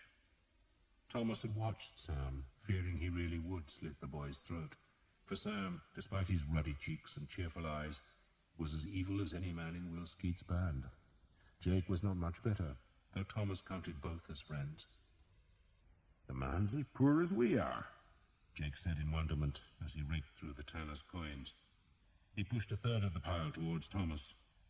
"You want his wife?" Jake offered generously. "Christ, no. She's cross-eyed like you. Is she?" Thomas left Jake and Sam to their games and went to find a tavern where there would be food, drink, and warmth. He reckoned any girl worth pursuing had been caught already, so he unstrung his bow, pushed past a group of men tearing the contents from a parked wagon, and found an inn where a motherly widow had sensibly protected both her property and her daughters by welcoming the first men-at-arms, showering them with free food and ale, then scolding them for dirtying her floor with their muddy feet. She was shouting at them now, though few understood what she said, and one of the men growled at Thomas that she and her daughters were to be left alone. Thomas held up his hands to show he meant no harm, then took a plate of bread, eggs, and cheese. "Now pay her," one of the men-at-arms growled, and Thomas dutifully put the tanner's few coins on the counter. "He's a good-looking one," the widow said to her daughters, who giggled. Thomas turned and pretended to inspect the daughters. "They are the most beautiful girls in Brittany," he said to the widow in French, "because they take after you, madame." That compliment, though patently untrue, raised squeals of laughter. Beyond the tavern were screams and tears, but inside it was warm and friendly. Thomas ate the food hungrily, then tried to hide himself in a window bay when Father Hobb came bustling in from the street. The priest saw Thomas anyway. "I'm still looking for men to guard the churches, Thomas." "I'm going to get drunk, Father," Thomas said happily, "so goddamn drunk that one of those 2 girls will look attractive." He jerked his head at the widow's daughters. Father Hobb inspected them critically, then sighed. "You'll kill yourself if you drink that much, Thomas." He sat at the table, waved at the girls, and pointed at Thomas's pot. "I'll have a drink with you," the priest said. "What about the churches?" "Everyone will be drunk soon enough," Father Hobb said, "and the horror will end. It always does. Ale and wine, God knows, are great causes of sin, but they make it short-lived. God's bones, but it's cold out there. He smiled at Thomas. "So how's your black soul, Tom?" Thomas contemplated the priest. He liked Father Hobb, who was small and wiry, with a mass of untamed black hair about a cheerful face that was thick-scarred from a childhood pox. He was low-born, the son of a Sussex wheelwright, and like any country lad, he could draw a bow with the best of them. He sometimes accompanied Skeet's men on their forays into Duke Charles's country, and he willingly joined the archers when they dismounted to form a battle line. Church law forbade a priest from wielding an edged weapon, but Father Hobb always claimed he used blunt arrows, though they seemed to pierce enemy mail as efficiently as any other. Father Hobb, in short, was a good man whose only fault was an excessive interest in Thomas's soul. "My soul," Thomas said, "is soluble in ale." "Now there's a good word," Father Hobb said. "Soluble, eh?" He picked up the big black bow and prodded the silver badge with a dirty finger. "You've discovered anything about that?" "No." "Or who stole the lance?" "No." "Do you not care any more?" Thomas leaned back in the chair and stretched his long legs. "I'm doing a good job of work, Father. We're winning this war, and this time next year, who knows? We might be giving the King of France a bloody nose." Father Hobb nodded agreement, though his face suggested Thomas's words were irrelevant. He traced his finger through a puddle of ale on the tabletop. "You made a promise to your father, Thomas, and you made it in a church. Isn't that what you told me? A solemn promise, Thomas, that you would retrieve the lance. God listens to such vows." Thomas smiled. "Outside this tavern, Father, there's so much rape and murder and theft going on that all the quills in heaven can't keep up with the list of sins. And you worry about me?" "Yes, Thomas, I do. Some souls are better than others. I must look after them all, but if you have a prize ram in the flock, then you do well to guard it." Thomas sighed. "One day, Father, I'll find the man who stole that goddamn lance, and I'll ram it up his arse until it tickles the hollow of his skull. One day. Will that do?" Father Hobb smiled beatifically. "It'll do, Thomas. But for now, there's a small church that could do with an extra man by the door. It's full of women. Some of them are so beautiful that your heart will break just to gaze at them. You can get drunk afterwards." "Are the women really beautiful?" "What do you think, Thomas? Most of them look like bats and smell like goats, but they still need protection." So Thomas helped guard a church, and afterwards, when the army was so drunk it could do no more damage, he went back to the widow's tavern, where he drank himself into oblivion. He had taken a town, he had served his lord well, and he was content. Thomas was woken by a kick. A pause, then a second kick, and a cup of cold water in his face. "Jesus!" "That's me," Will Skeet said. "Father Hobb told me you'd be here." "Oh, Jesus!" Thomas said again. His head was sore, his belly sour, and he felt sick. He blinked feebly at the daylight, then frowned at Skeet. "It's you. It must be grand to be so clever," Skeet said. He grinned at Thomas, who was naked in the straw of the tavern stables that he was sharing with one of the widow's daughters. "You must have been drunk as a lord to sheathe your sword in that," Skeet added, looking at the girl, who was pulling a blanket over herself. "I was drunk," Thomas groaned. "Still am." He staggered to his feet and put on his shirt. "The Earl wants to see you," Skeet said with amusement. "Me?" Thomas looked alarmed. "Why?" "Perhaps he wants you to marry his daughter," Skeet said. "Christ bones, Tom, but look at the state of you." Thomas pulled on his boots and mail coat, then retrieved his hose from the baggage camp and donned a cloth jacket over his mail. The jacket bore the Earl of Northampton's badge of 3 green and red stars, being pounced on by a trio of lions. He splashed water on his face, then scraped at his stubble with a sharp knife. "Grow a beard, lad," Skeet said. "It saves trouble." "Why does Billy want to see me?" Thomas asked, using the Earl's nickname. "After what happened in the town yesterday," Skeet suggested thoughtfully. "He reckons he's got to hang someone as an example. So he asked me if I had any useless bastards I wanted to be rid of, and I thought of you." "The way I feel," Thomas said, "he might as well hang me." He retched dryly, then gulped down some water. He and Will Skeet went back into the town to find the Earl of Northampton sitting in state. The building where his banner hung was supposed to be a guildhall, though it was probably smaller than the guardroom in the Earl's own castle. But the Earl was sitting at one end as a succession of petitioners pleaded for justice. They were complaining about being robbed, which was pointless considering they had refused to surrender the town, but the Earl listened politely enough. Then a lawyer, a weasel-snouted fellow called Bela, bowed to the Earl and declaimed a long moan about the treatment offered to the Countess of Armorica. Thomas had been letting the word slide past him, but the insistence in Bela's voice made him take notice. "If your lordship," Bela said, smirking at the Earl, "had not intervened, then the Countess would have been raped by Sir Simon Chico." Sir Simon stood to one side of the hall. "That is a lie," he protested in French. The Earl sighed. "So why were your breeches round your ankles when I came into the house?" Sir Simon reddened as the men in the hall laughed. Thomas had to translate for Will Skeet, who nodded, for he had already heard the tale. "The bastard was about to lodge some titled widow," he explained to Thomas, "when the Earl came in. Had a scream, see? And he'd seen a coat of arms on the house. The aristocracy look after each other." The lawyer now laid a long list of charges against Sir Simon. It seemed he was claiming the widow and her son as prisoners who must be held for ransom. He had also stolen the widow's 2 ships, her husband's armor, his sword, and all the Countess's money. Bela made the complaints indignantly, then bowed to the Earl. "You have a reputation as a just man, my lord," he said obsequiously, "and I place the widow's fate in your hands." The Earl of Northampton looked surprised to be told his reputation for fairness. "What is it you want?" he asked. Bela preened. "The return of the stolen items, my lord, and the protection of the King of England for a widow and her noble son." The Earl drummed his fingers on the arm of the chair, then frowned at Sir Simon. "You can't ransom a 3-year-old, he said. "He's a count," Sir Simon protested, "a boy of rank." The Earl sighed.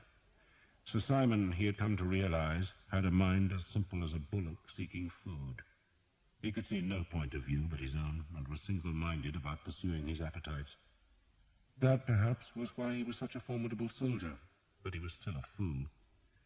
"We do not hold 3-year-old children to ransom," the Earl said firmly, "and we don't hold women as prisoners, not unless there is an advantage which outweighs the courtesy, and I see no advantage here." The Earl turned to the clerks behind his chair. "Who did Armorica support?" "Charles of Blois, my lord," one of the clerks, a tall Breton cleric, answered. "Is it a rich fief?" "Very small, my lord," the clerk, whose nose was running, spoke from memory. "There is a holding in Finisterre, which is already in our hands. Some houses in Gangon, I believe, but nothing else." "There," the Earl said, turning back to Sir Simon. "What advantages will we make from a penniless 3-year-old?" "Not penniless," Sir Simon protested. "I took a rich armor there." "Which the boy's father doubtless took in battle. And the house is wealthy." Sir Simon was getting angry. "There are ships, storehouses, stables." "The house," the clerk sounded bored, "belonged to the Count's father-in-law, a dealer in wine, I believe." The Earl raised a quizzical eyebrow at Sir Simon, who was shaking his head at the clerk's obstinacy. "The boy, my lord," Sir Simon responded with an elaborate courtesy which bordered on insolence, "is kin to Charles of Blois." "But being penniless," the Earl said, "I doubt he provokes fondness. More of a burden, wouldn't you think? Besides, what would you have me do? Make the child give fealty to the real Duke of Brittany? The real Duke, Sir Simon, is a 5-year-old child in London. It'll be a nursery farce. A 3-year-old bobbing down to a 5-year-old. Do their wet nurses attend them? Shall we feast on milk and penny cakes after? Or maybe we can enjoy a game of Hunt the Slipper when the ceremony is over." "The Countess fought us from the walls," Sir Simon attempted a last protest. "Do not dispute me," the Earl shouted, thumping the arm of his chair. "You forget that I am the King's deputy and have his powers." The Earl leaned back, taut with anger, and Sir Simon swallowed his own fury, but could not resist muttering that the Countess had used a crossbow against the English. "Is she the Blackbird?" Thomas asked Skeet. The Countess? Aye, that's what they say. She's a beauty. After what I found you prodding this morning, Skeet said, how can you tell? The Earl gave an irritated glance at Skeet and Thomas, then looked back to Sir Simon. If the Countess did fight us from the walls, he said, then I admire her spirit. As for the other matters... He paused and sighed. Bellard looked expectant, and Sir Simon wary. The 2 ships, the Earl decreed, are prizes, and they will be sold in England or else taken into royal service, and you, Sir Simon, will be awarded 1/3 of their value. That ruling was according to the law. The king would take 1/3, the Earl another, and the last portion went to the man who had captured the prize. As to the sword and armour, the Earl paused again. He had rescued Jeanette from rape, and he had liked her, and he had seen the anguish on her face, and listened to her impassioned plea that she owned nothing that had belonged to her husband except the precious armour and the beautiful sword. But such things, by their very nature, were the legitimate plunder of war. The armour and weapons and horses are yours, Sir Simon, the Earl said, regretting the judgment, but knowing it was fair. As to the child, I decree he is under the protection of the Crown of England, and when he is of age, he can decide his own fealty. He glanced at the clerks to make sure they were noting down his decisions. You tell me you wish to billet yourself in the widow's house? He asked Sir Simon. I took it, Sir Simon said curtly, and stripped it bare, I hear, the Earl observed icily. The Countess claims you stole money from her. She lies. Sir Simon looked indignant. Lies, my lord, lies. The Earl doubted it, but he could hardly accuse a gentleman of perjury without provoking a duel, and, though William Boone feared no man except his king, he did not want to fight over so petty a matter. He let it drop. However, he went on, I did promise the lady protection against harassment. He stared at Sir Simon as he spoke, then looked at Will Skeet and changed to English. You'd like to keep your men together, Will? I would, my lord. Then you'll have the widow's house, and she is to be treated honourably, you hear me? Honourably. Tell your men that, Will. Skeet nodded. I'll cut their ears off if they touch her, my lord. Not their ears, Will. Slice something more suitable away. Sir Simon will show you the house. And you, Sir Simon, the Earl spoke French again, will find a bed elsewhere. Sir Simon opened his mouth to protest, but one look from the Earl quietened him. Another petitioner came forward, wanting redress for a cellar full of wine that had been stolen, but the Earl diverted him to a clerk who would record the man's complaints on a parchment which the Earl doubted he would ever find time to read. Then he beckoned to Thomas. I have to thank you, Thomas of Hookton. Thank me, my lord. The Earl smiled. You found a way into the town when everything else we'd tried had failed. Thomas reddened. It was a pleasure, my lord. You can claim a reward of me, the Earl said. It's customary. Thomas shrugged. I'm happy, my lord. Then you're a lucky man, Thomas. But I shall remember the debt. And thank you, Will. Will Skeet grinned. If this lump of a daft fool don't want a reward, my lord, I'll take it. The Earl liked that. My reward to you, Will, is to leave you here. I'm giving you a whole new stretch of countryside to lay waste. God's teeth, you'll soon be richer than me. He stood. Sir Simon will guide you to your quarters. Sir Simon might have bridled at the curt order to be a mere guide, but surprisingly he obeyed without showing any resentment, perhaps because he wanted another chance to meet Jeanette. And so, at midday, he led Will Skeet and his men through the streets to the big house beside the river. Sir Simon had put on his new armour and wore it without any surcoat, so that the polished plate and gold embossment shone bright in the feeble winter sun. He ducked his helmeted head under the yard's archway, and immediately Jeanette came running from the kitchen door, which lay just to the gate's left. "Get out!" she shouted in French. "Get out!" Thomas, riding close behind Sir Simon, stared at her. She was indeed the Blackbird, and she was as beautiful at close range as she had been when he had glimpsed her on the walls. "Get out, all of you!" She stood, hands on her hips, bareheaded, shouting. Sir Simon pushed up the pig-snout visor of the helmet. "This house is commandeered, my lady," he said happily. "The Earl ordered it."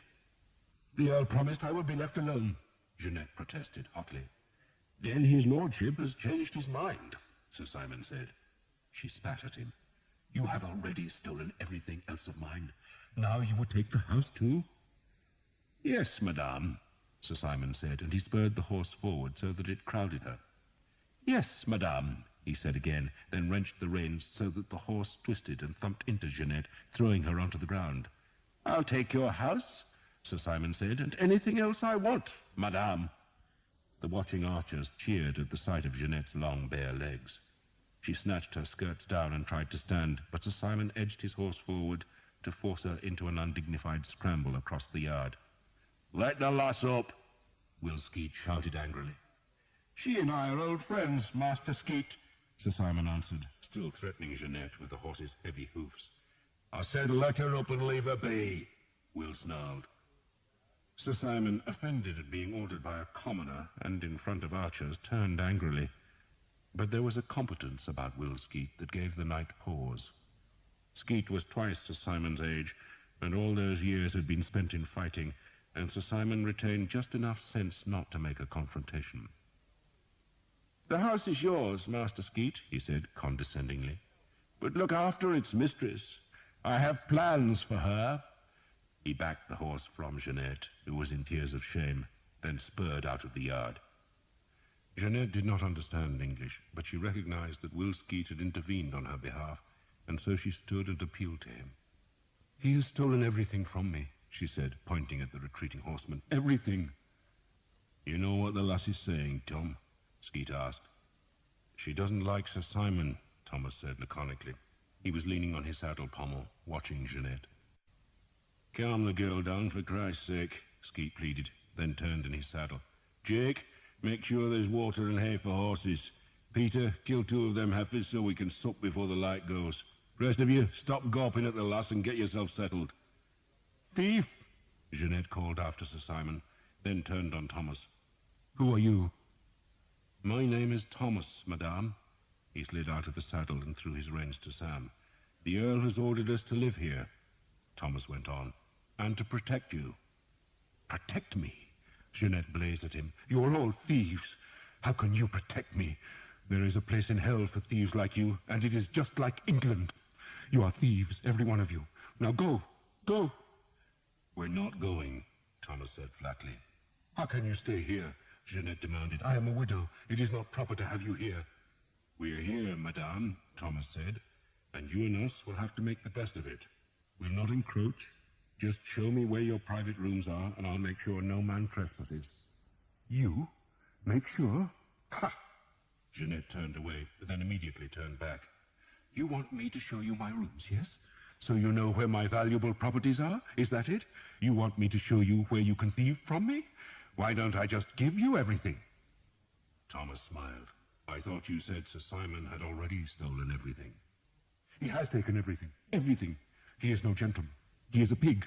He is—" Jeanette paused, wanting to contrive a crushing insult. "He is English." Jeanette spat at Thomas's feet and pulled open the kitchen door. "You see this door, Englishman? Everything beyond this door is private. Everything." She went inside, slammed the door, then immediately opened it again. "And the Duke is coming. The proper Duke, not your snivelling puppet child, so you will all die. Good." The door slammed again. Will Skeet chuckled. "She don't like you either, Tom. What was the last saying?" "They were all going to die." "Aye, that's true enough. But in our beds, by God's grace. And she says we're not to go past that door." "Plenty of room out here," Skeet said placidly, watching as one of his men swung an axe to kill a heifer. The blood flowed over the yard, attracting a rush of dogs to lap at it, while 2 archers began butchering the still twitching animal. "Listen!" Skeet had climbed a mounting block beside the stables and now shouted at all his men. "The Earl has given orders that the lass who was spitting at Tom is not to be molested. You understand that, you horsens? You keep your breeches laced up when she's around, and if you don't, I'll geld you. You treat her proper, and you don't go through that door. You've had your frolic, so now you can knuckle down to a proper bit of soldiering. The Earl of Northampton left after a week, taking most of his army back to the fortresses in Finisterre, which was the heartland of Duke John's supporters. He left Richard Toucham as commander of the new garrison, but he also left Sir Simon Jekyll as Toucham's deputy. The Earl doesn't want the bastard, Will Skeet told Thomas, so he's foisted him on us. As Skeet and Toucham were both independent captains, there could have been jealousy between them, but the two men respected each other, and while Toucham and his men stayed in La Roche-Derrien and strengthened its defences, Skeet rode out into the country to punish the folk who paid their rents and owed their allegiance to Duke Charles. The Aelcar were thus released to be a curse on northern Brittany. It was a simple business to ruin a land. The houses and barns might be made of stone, but their roofs would burn. The livestock was captured, and if there were too many beasts to herd home, then the animals were slaughtered and their carcasses tipped down wells to poison the water. Skeet's men burned what would burn, broke what would break, and stole what could be sold. They killed, raped, and plundered. Fear of them drove men away from their farms, leaving the land desolate. They were the devil's horsemen, and they did King Edward's will by harrowing his enemy's land. They wrecked village after village, Kervec and Lanvelec, Saint-Laurent and Les Sept-Saints, Tonquedec and Berhep, and a score of other places whose names they never learned. It was Christmas time, and back home the Yule logs were being dragged across frost-hardened fields to high-beamed halls, where troubadours sang of Arthur and his knights, of chivalrous warriors who allied pity to strength. But in Brittany the Aelcar fought the real war. Soldiers were not paragons. They were scarred, vicious men who took delight in destruction. They hurled burning torches onto thatch and tore down what had taken generations to build. Places too small to have names died, and only the farms in the wide peninsula between the two rivers north of La Roche-Derrien were spared, because they were needed to feed the garrison. Some of the serfs who were torn from their land were put to work heightening La Roche-Derrien's walls, clearing a wider killing ground in front of the ramparts, and making new barriers at the river's edge. It was a winter of utter misery for the Bretons. Cold rains whipped from the wild Atlantic, and the English scoured the farmlands. Once in a while there would be some resistance. A brave man would shoot a crossbow from a wood's edge, but Skeet's men were experts in trapping and killing such enemies. A dozen archers would dismount and stalk the enemy from the front, while a score of others galloped about his rear, and in a short while there would be a scream, and another crossbow was added to the plunder. The crossbow's owner would be stripped, mutilated, and hanged from a tree as a warning to other men to leave the Aelcar alone. And the lessons worked, for such ambushes became fewer. It was the wrecking time, and Skeet's men became rich. There were days of misery, days of slogging through cold rain with chapped hands and wet clothes, and Thomas always hated it when his men fetched the duty of leading the spare horses and then driving the captured livestock home. Geese were easy. Their necks were wrung and the dead birds hung from the saddles. But cows were slow, goats wayward, sheep stupid, and pigs obstinate. There were, however, enough farm-bred boys in the ranks to ensure that the animals reached La Roche-Derrien safely. Once there, they were taken to a small square that had become a slaughter yard and stank of blood. Will Skeet also sent cartloads of plunder back to the town, and most of that was shipped home to England. It was usually humble stuff: pots, knives, plough blades, harrow spikes, stools, pails, spindles, anything that could be sold, until it was said that there was not a house in southern England which did not possess at least one object plundered from Brittany. In England they sang of Arthur and Lancelot, of Gawain and Percival, but in Brittany the Aelcar were loose. And Thomas was a happy man. Jeanette was loath to admit it, but the presence of Will Skeet's men was an advantage to her. As long as they were in the courtyard, she felt safe in the house, and she began to dread the long periods they spent away from the town, for it was then that Sir Simon Jekyll would haunt her. She had begun to think of him as the devil, a stupid devil, to be sure, but still a remorseless, unfeeling lout who had convinced himself Jeanette must wish nothing so much as to be his wife. At times he would force himself to a clumsy courtesy, though usually he was bumptious and crude, and always he stared at her like a dog gazing at a haunch of beef. He took Mass in the church of Saint-Renan so he could woo her, and it seemed to Jeanette she could not walk in the town without meeting him.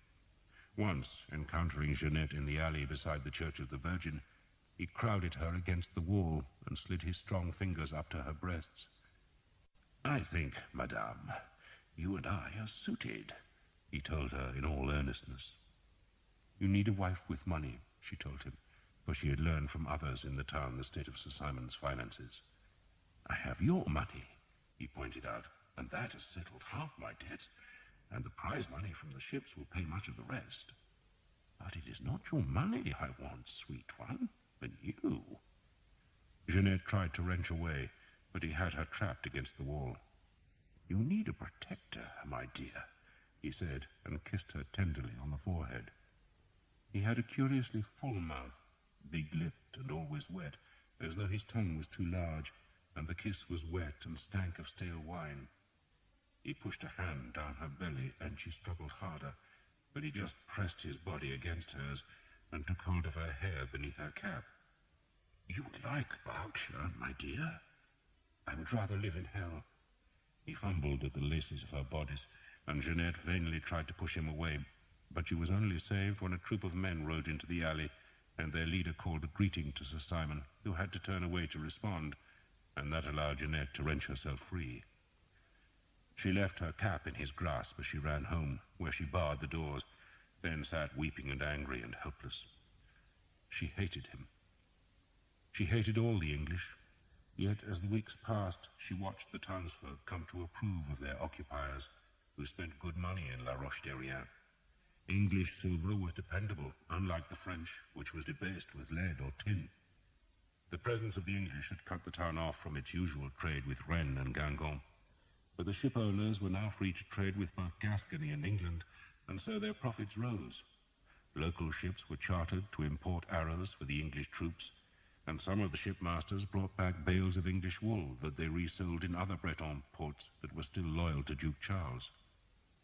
Few folk were willing to travel far from La Roche-Derrien by land, for they needed to secure a pass from Richard Tocham, the commander of the garrison, and though the scrap of parchment protected them from the Elquin, it was no defense against the outlaws who lived in the farms emptied by Skeet's men. But boats from La Roche-Derrien and Tréguier could still sail east to Paimpol or west to Lannion, and so trade with England's enemies. That was how letters were sent out of La Roche-Derrien, and Jeanette wrote almost weekly to Duke Charles with news of the changes the English were making to the town's defenses. She never received a reply, but she persuaded herself that her letters were useful. La Roche-Derrien prospered, but Jeanette suffered. Her father's business still existed, but the profits mysteriously vanished.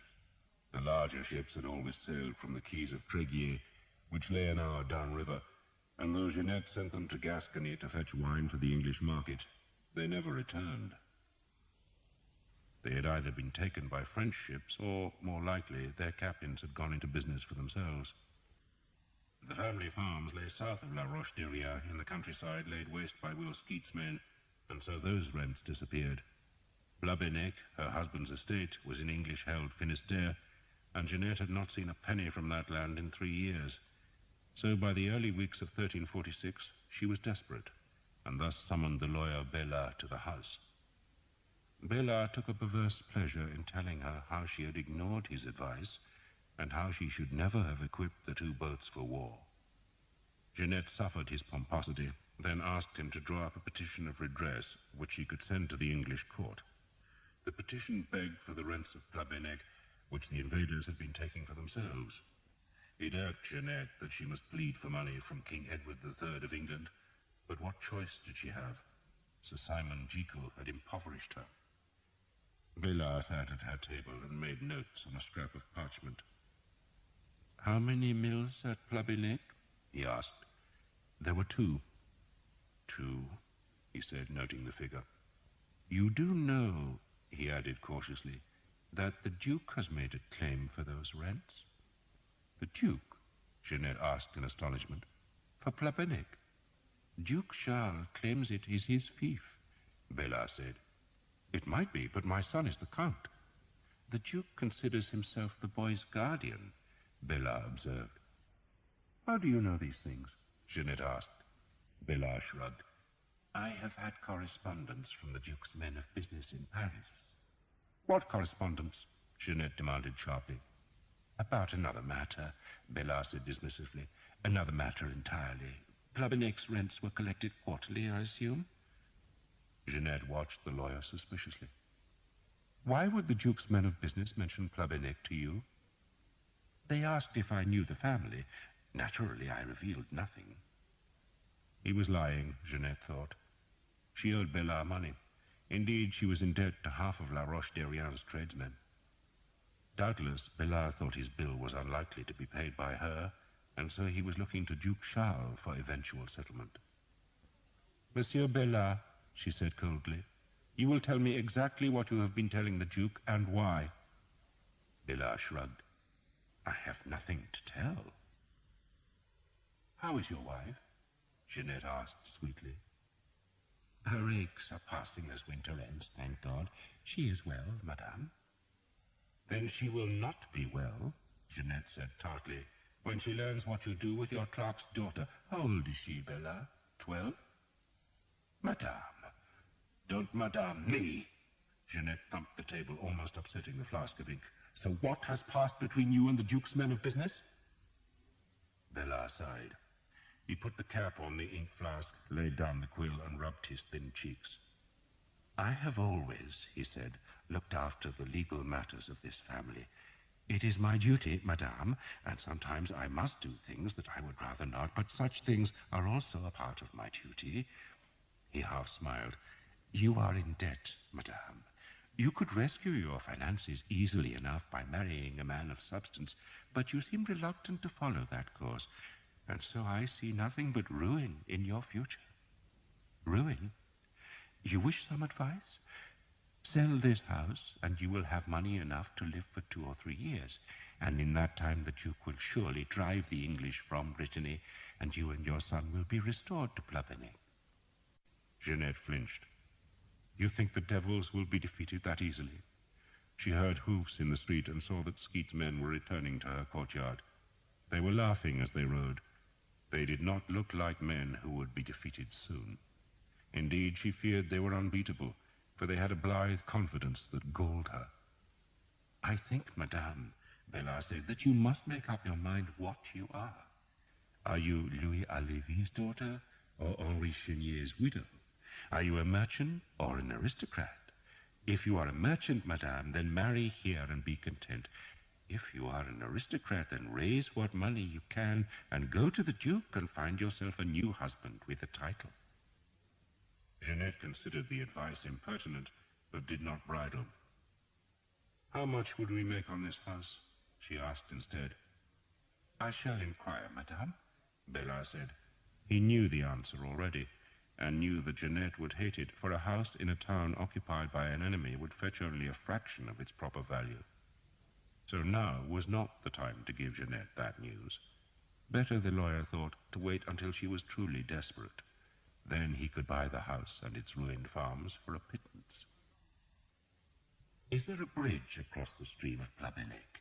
He asked, drawing the parchment towards him. Forget the petition, Jeanette said. If you wish, madame. I shall think about your advice, Bella. You will not regret it, he said earnestly. She was lost, he thought, lost and defeated. He would take her house and farms, the Duke would claim Plabennec, and she would be left with nothing. Which was what she deserved, for she was a stubborn and proud creature who had risen far above her proper station. I am always, Bella said humbly, at your ladyship's service. From adversity, he thought, a clever man could always profit, and Jeanette was ripe for plucking. Put a cat to guard the sheep, and the wolves would eat well. Jeanette did not know what to do. She was loath to sell the house, for she feared it would fetch a low price, but nor did she know how else she could raise money.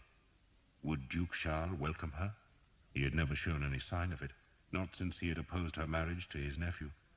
But perhaps he had softened since then. Perhaps he would protect her. She decided she would pray for guidance. So she wrapped a shawl around her shoulders, crossed the yard, ignoring the newly returned soldiers, and went into Saint Renan's church. There was a statue of the Virgin there, sadly shorn of her gilded halo, which had been ripped away by the English, and Jeanette often prayed to the image of Christ's mother, whom she believed had a special care for all women in trouble. She thought at first that the dimly lit church was empty. Then she saw an English bow propped against a pillar and an archer kneeling at the altar. It was the good-looking man, the one who wore his hair in a long pigtail bound with bow cord. It was, she thought, an irritating sign of vanity. Most of the English wore their hair cropped, but a few grew it extravagantly long, and they were the ones who seemed most flamboyantly confident. She wished he would leave the church. Then she was intrigued by his abandoned bow, and so she picked it up and was astonished by its weight. The string hung loose, and she wondered how much strength would be needed to bend the bow and hook the string's free loop on the empty horn tip. She pressed one end of the bow on the stone floor, trying to bend it, and just then an arrow span across the flagstones to lodge against her foot. "If you can string the bow," Thomas said, still on his knees at the altar, "you can have a free shot." Jeanette was too proud to be seen to fail and too angry not to try, though she attempted to disguise her effort, which barely flexed the black yew stave. She kicked the arrow away. "My husband was killed by one of these bows," she said bitterly. "I've often wondered," Thomas said, "why you Bretons or the French don't learn to shoot them. Start your son at 7 or 8 years, madame, and in 10 years he'll be lethal. He'll fight as a knight, like his father." Thomas laughed. "We kill knights. They haven't made an armor strong enough to resist an English arrow." Jeanette shuddered. "What are you praying for, Englishman?" she asked. "Forgiveness?" Thomas smiled. "I am giving thanks, madame, for the fact that we rode 6 days in enemy country and did not lose one man." He climbed from his knees and pointed to a pretty silver box that sat on the altar. It was a reliquary and had a small crystal window that was rimmed with drops of colored glass. Thomas had peered through the window and seen nothing more than a small black lump about the size of a man's thumb. "What is it?" he asked. "The tongue of Saint Renan," Jeanette said defiantly. "It was stolen when you came to our town, but God was good, and the thief died next day, and the relic was recovered."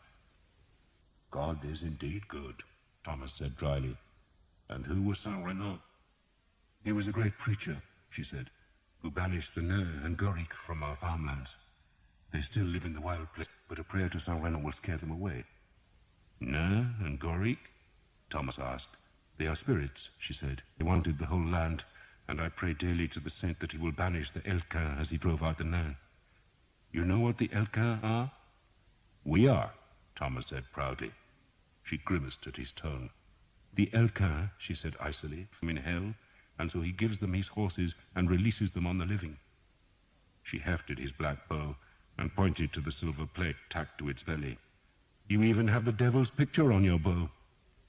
"It's a Yale," Thomas said. "It is a devil," she insisted, and threw the bow at him. Thomas caught it and, because he was too young to resist showing off, casually strung it. He made it appear effortless. "You pray to Saint Renan," he said, "and I shall pray to Saint Guinefort. We shall see which saint is the stronger." "Guinefort? I've not heard of her." "Him," Thomas corrected her, "and he lived in the Lyonnais." "You pray to a French saint?" Jeanette asked, intrigued. "All the time," Thomas said, touching the desiccated dog's paw that hung about his neck. He did not tell Jeanette anything more about the saint, who had been a favorite of his father's, who in his better moments would laugh at the story. Guinefort had been a dog and, so far as Thomas's father knew, the only animal ever to be canonized. The beast had saved a baby from a wolf, then been martyred by his owner, who thought the dog had eaten the baby when in truth he had hidden it beneath the cot.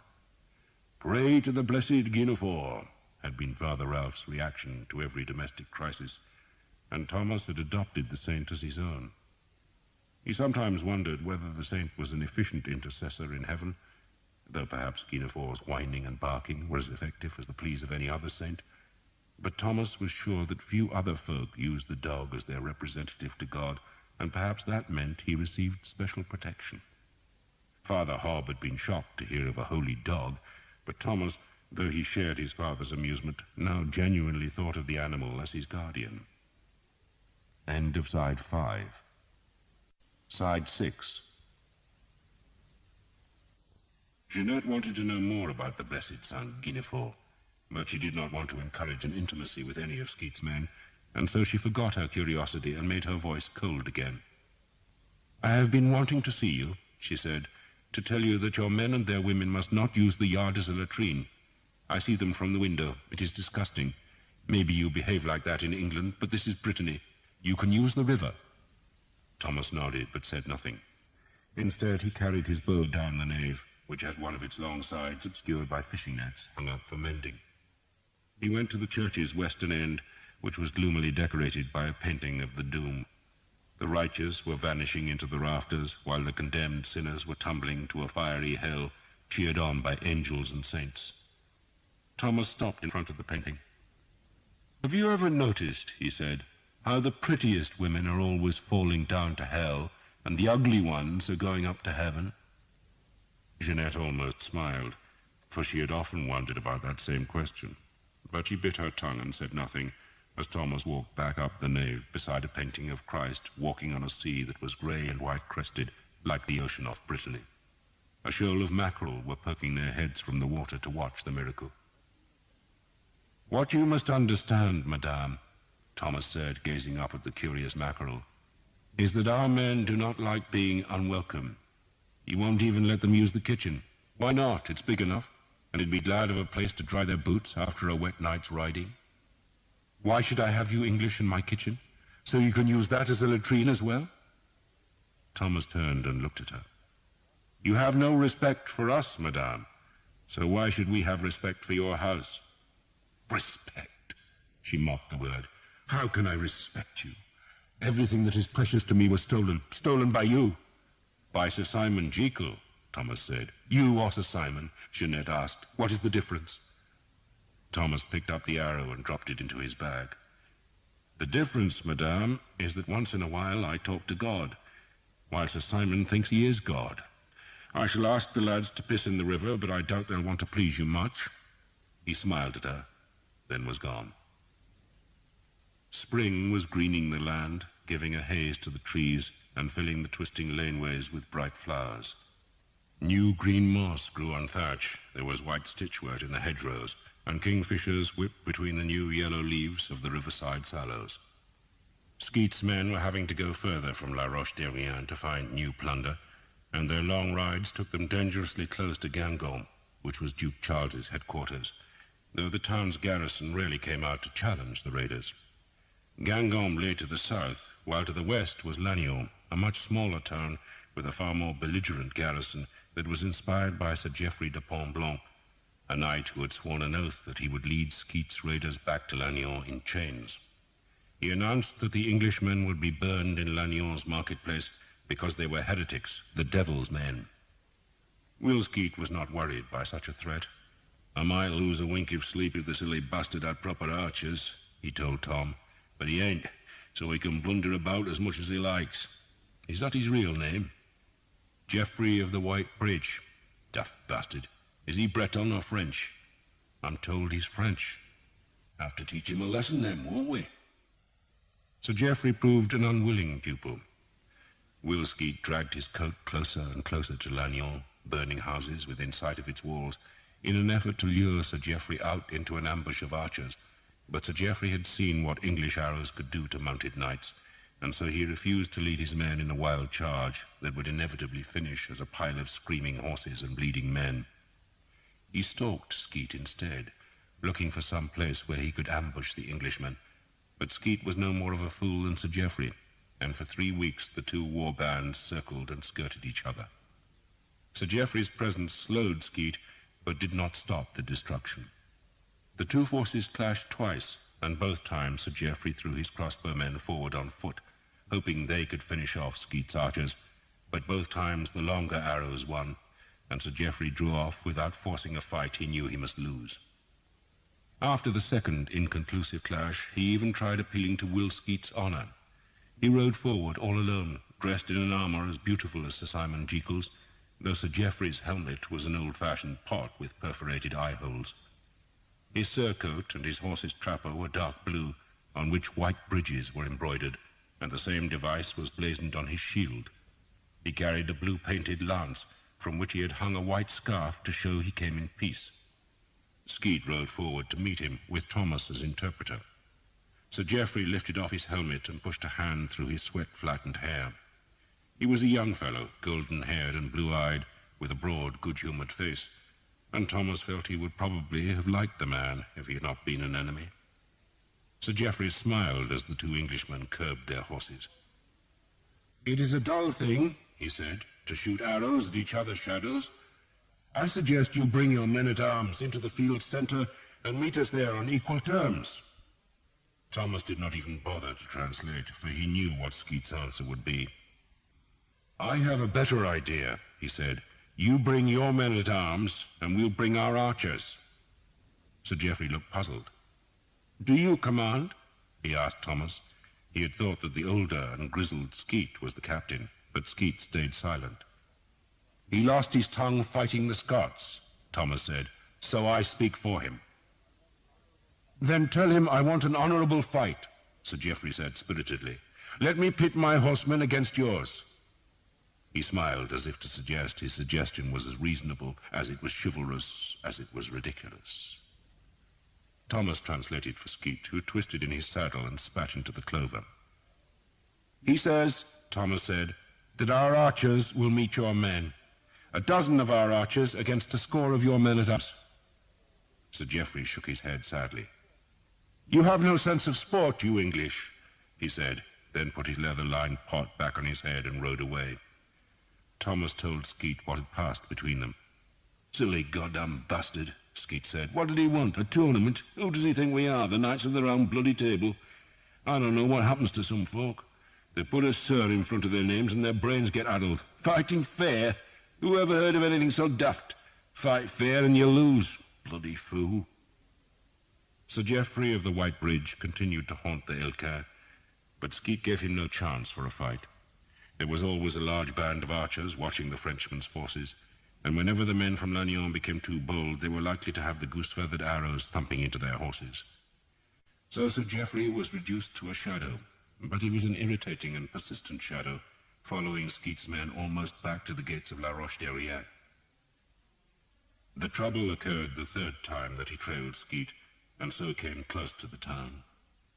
Sir Simon Jekyll had heard of Sir Geoffrey, and warned by a sentinel on the highest church tower that Skeet's men were in sight, he led out a score of the garrison's men-at-arms to meet the Elka. Skeet was just over a mile from the town, and Sir Geoffrey, with 50 men-at-arms and as many mounted crossbowmen, was just another half-mile behind. The Frenchman had caused no great problems to Skeet, and if Sir Geoffrey wanted to ride home to Lannion and claim that he had chased the Elka back to their lair, then Skeet was quite happy to give the Frenchman that satisfaction. Then Sir Simon came, and it was all suddenly display and arrogance. The English lances went up, the helmet visors clanged shut, and their horses were prancing. Sir Simon rode towards the French and Breton horsemen, bellowing a challenge. Will Skeet followed Sir Simon and advised him to let the bastards be, but the Yorkshireman was wasting his breath. Skeet's men-at-arms were at the front of the column, escorting the captured livestock and 3 wagons filled with plunder, while the rear guard was formed by 60 mounted archers. Those 60 men had just reached the big woods where the army had camped during the siege of La Roche-Derrien, and at a signal from Skeet they split into 2 groups and rode into the trees either side of the road. They dismounted in the woods, tied their horses' reins to branches, then carried their bows to the edge of the trees. The road ran between the 2 groups, edged by wide grassy verges. Sir Simon wheeled his horse to confront Will Skeet. "I want 30 of your men-at-arms, Skeet," he demanded peremptorily. "You can want them," Will Skeet said, "but you'll not have them." "Good Christ, man, I outrank you!" Sir Simon was incredulous at Skeet's refusal. "I outrank you, Skeet. I'm not asking you, fool, I'm ordering." Skeet looked up at the sky. "Looks like rain, don't you think? And we could do with a drop. Fields are right dry and streams are low." Sir Simon reached out and gripped Skeet's arm, forcing the older man to turn to him. "He has 50 knights," Sir Simon spoke of Sir Geoffrey de Pontblanc, "and I have 20. Give me 30 men and I'll take him prisoner. Just give me 20. He was pleading, all arrogance gone, for this was a chance for Sir Simon to fight a proper skirmish, horseman against horseman, and the winner would have renown and the prize of captured men and horses. But Will Skeet knew everything about men, horses, and renown. "I'm not out here to play games," he said, shaking his arm free. "And you can order me till the cows sprout wings, but you'll not have a man of mine." Sir Simon looked anguished, but then Sir Geoffrey de Pontblanc decided the matter. He saw how his men-at-arms outnumbered the English horsemen, and so he ordered 30 of his followers to ride back and join the crossbowmen.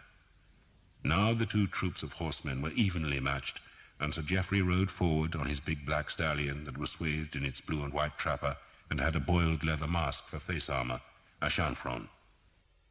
Sir Simon rode to meet him in his new armor, but his horse had no padded trapper and no chanfron, and he wanted both, just as he wanted this fight. All winter he had endured the misery of a peasant's war, all muck and murder, and now the enemy was offering honor, glory, and the chance to capture some fine horses, armor, and good weapons. The two men saluted each other by dipping their lances, then exchanged names and compliments. Will Skeet had joined Thomas in the woods. "You might be a woolly-headed fool, Tom," Skeet said, "but there's plenty more stupid than you. Look at the daft bastards, not a brain between either of them. You could shake them by the heels and nothing would drop out of their ears but dried muck." He spat. Sir Geoffrey and Sir Simon agreed on the rules of the fight. Tournament rules, really, only with death to give the sport spice.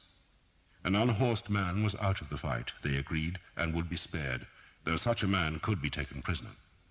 They wished each other well, then turned and rode back to their men. Skeet tied his horse to a tree and strung his bow. "There's a place in York," he said, "where you can watch the mad folk. They keep them caged up, and you pay a farthing to go and laugh at them. They should put those two silly bastards in with them." "My father was mad for a time," Thomas said. "Don't surprise me, lad. Don't surprise me at all," Skeet said.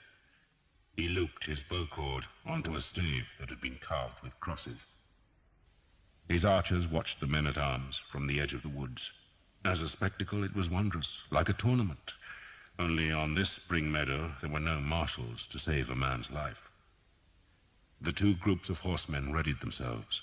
Squires tightened girths, men hefted lances, and made sure their shield straps were tight. Visors clanged shut, turning the horsemen's world into a dark place slashed with slitted daylight.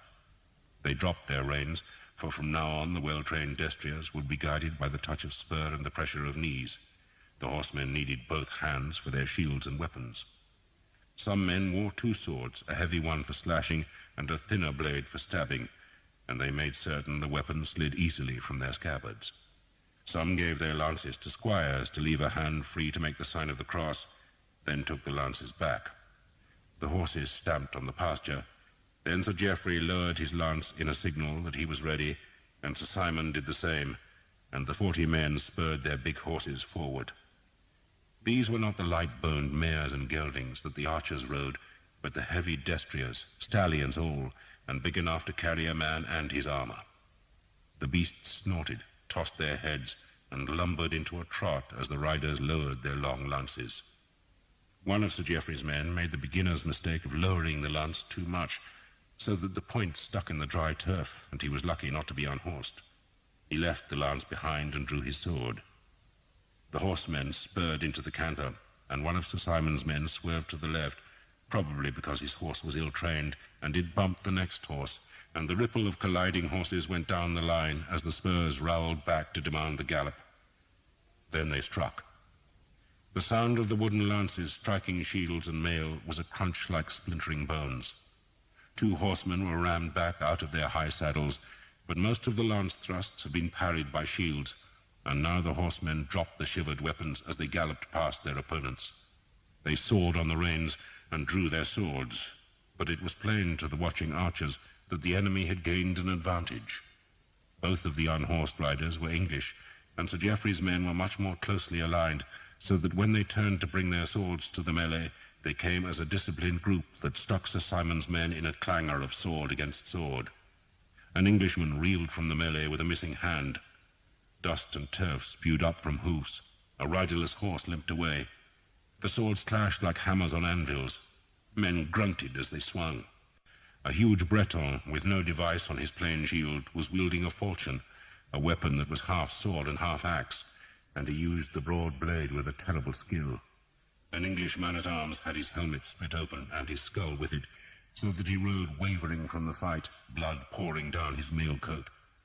His horse stopped a few paces from the turmoil, and the man-at-arms slowly, so slowly, bent forward and then slumped down from the saddle. One foot was trapped in a stirrup as he died, but his horse did not seem to notice. It just went on cropping the grass. 2 of Sir Simon's men yielded and were sent back to be taken prisoner by the French and Breton squires. Sir Simon himself was fighting savagely, turning his horse to beat off 2 opponents. He sent one reeling out of the fight with a useless arm, then battered the other with swift cuts from his stolen sword. The French had 15 men still fighting, but the English were down to 10, when the great brute with the falchion decided to finish Sir Simon off. He roared as he charged, and Sir Simon caught the falchion on his shield and lunged his sword into the mail under the Breton's armpit. He yanked the sword free, and there was blood pouring from the rent in the enemy's mail and leather tunic.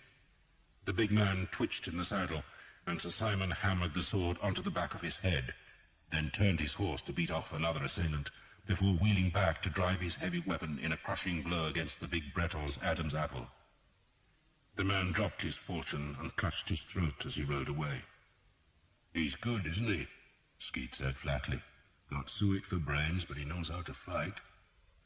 But, despite Sir Simon's prowess, the enemy was winning, and Thomas wanted to advance the archers. They only needed to run about 30 paces, and then would have been in easy range of the rampaging enemy horsemen. But Will Skeet shook his head. "Never kill 2 Frenchmen when you can kill a dozen, Tom," he said reprovingly. "Our men are getting beat," Thomas protested. "Then that'll teach 'em not to be bloody fools, won't it?" Skeet said. He grinned. "Just wait, lad, just wait, and we'll skin the cat proper." The English men-at-arms were being beaten back, and only Sir Simon was fighting with spirit. He was indeed good. He had driven the huge Breton from the fight, and was now holding off 4 of the enemy, and doing it with a ferocious skill. But the rest of his men, seeing that their battle was lost, and that they could not reach Sir Simon because there were too many enemy horsemen around him, turned and fled. "Sam," Will shouted across the road, "when I give you the word, take a dozen men and run away. You hear me, Sam?" "I'll run away," Sam shouted back. The English men-at-arms, some bleeding and one half falling from his tall saddle, thundered back down the road towards La Roche-Derrien. The French and Bretons had surrounded Sir Simon, but Sir Geoffrey of the White Bridge was a romantic fellow, and refused to take the life of a brave opponent, and so he ordered his men to spare the English knight. Sir Simon, sweating like a pig under the leather and iron plate, pushed up the snout-like visor of his helmet. "I don't yield," he told Sir Geoffrey. His new armor was scarred and his sword edge chipped, but the quality of both had helped him in the fight. "I don't yield," he said again, "so fight on." Sir Geoffrey bowed in his saddle. "I salute your bravery, Sir Simon," he said magnanimously, "and you are free to go with all honor." He waved his men-at-arms aside, and Sir Simon, miraculously alive and free, rode away with his head held high. He had led his men into disaster and death, but he had emerged with honor. Sir Geoffrey could see past Sir Simon, down the long road that was thick with fleeing men-at-arms, and beyond them the captured livestock and the heaped carts of plunder that were being escorted by Skeet's men. Then Will Skeet shouted at Sam, and suddenly Sir Geoffrey could see a bunch of panicked archers riding northwards as hard as they could. "He'll fall for it," Skeet said knowingly. "You just see if he don't." Sir Geoffrey had proved in the last weeks that he was no fool, but he lost his wits that day. He saw a chance to cut down the hated Harlequin archers and recapture 3 carts of plunder. and so he ordered his remaining 30 men-at-arms to join him, and, leaving his 4 prisoners and 9 captured horses in the care of his crossbowmen, waved his knights forward. Will Skeet had been waiting weeks for this. Sir Simon turned in alarm as he heard the sound of hooves. Nearly 50 armored men on big destriers charged towards him, and for a moment he thought they were trying to capture him, and so he spurred his horse towards the woods, only to see the French and Breton horsemen crash past him at full gallop. Sir Simon ducked under branches and swore at Will Skeet, who ignored him. He was watching the enemy. Sir Geoffrey de Pontblanc led the charge and saw only glory. He had forgotten the archers in the woods, or else believed they had all fled after the defeat of Sir Simon's men. Sir Geoffrey was on the cusp of a great victory. He would take back the plunder, and even better, lead the dreaded Harlequin to a fiery fate in Lagnon's marketplace. "Now!" Skeet shouted through cupped hands. "Now!" There were archers on both sides of the road, and they stepped out from the new spring foliage and loosed their bowstrings. Thomas's second arrow was in the air before the first even struck. Look and loose, he thought, do not think, and there was no need to aim, for the enemy was a tight group, and all the archers did was pour their long arrows into the horsemen, so that in an eye blink the charge was reduced to a tangle of rearing stallions, fallen men, screaming horses, and splashing blood. The enemy had no chance. A few at the back managed to turn and gallop away, but the majority were trapped in a closing ring of bowmen who drove their arrows mercilessly through mail and leather. Any man who even twitched invited 3 or 4 arrows. The pile of iron and flesh was spiked with feathers, and still the arrows came, cutting through mail and driving deep into horseflesh. Only the handful of men at the rear and a single man at the very front of the charge survived. That man was Sir Geoffrey himself. He had been 10 paces in front of his men, and maybe that was why he was spared, or perhaps the archers had been impressed by the manner in which he had treated Sir Simon. But for whatever reason, he rode ahead of the carnage like a charmed soul. Not an arrow flew close, but he heard the screams and clatter behind, and he slowed his horse, then turned to see the horror. He watched with disbelief for an instant, then walked his stallion back towards the arrow-stuck pile that had been his men. Skeet shouted at some of his bowmen to turn and face the enemy's crossbowmen, but they, seeing the fate of their men-at-arms, were in no mood to face the English arrows. They retreated southwards. There was a curious stillness then. Fallen horses twitched, and some beat at the road with their hooves. A man groaned, another called on Christ, and some just whimpered. Thomas, an arrow still on his bowstring, could hear larks, the call of plovers, and the whisper of wind in the leaves. A drop of rain fell, splashing the dust on the road, but it was a lone outrider of a shower that went to the west. Sir Geoffrey stood his horse beside his dead and dying men, as if inviting the archers to add his corpse to the heap that was streaked with blood and flecked with goose feathers. "See what I mean, Tom?" Skeet said. "Wait long enough and the bloody fools will always oblige you." "Right, lads, finish the bastards off." Men dropped their bows, drew their knives, and ran to the shuddering heap, but Skeet held Thomas back. "Go and tell that stupid White Bridge bastard to make himself scarce." Thomas walked to the Frenchman, who must have thought he was expected to surrender, for he pulled off his helmet and extended his sword handle. "My family cannot pay a great ransom," he said apologetically. "You're not a prisoner," Thomas said. Sir Geoffrey seemed perplexed by the words. "You release me?" "We don't want you," Thomas said. "You might think about going to Spain," he suggested, "or the Holy Land. Not too many Elka in either place." Sir Geoffrey sheathed his sword. "I must fight against the enemies of my king, so I shall fight here. But I thank you." He gathered his reins, and just at that moment Sir Simon Jekyll rode out of the trees, pointing his drawn sword at Sir Geoffrey. "He's my prisoner," he called to Thomas. "My prisoner!" "He's no one's prisoner," Thomas said. "We're letting him go." "You're letting him go?" Sir Simon sneered. "Do you know who commands here?" "What I know," Thomas said, "is that this man is no prisoner." He thumped the trapper-covered rump of Sir Geoffrey's horse to send it on its way.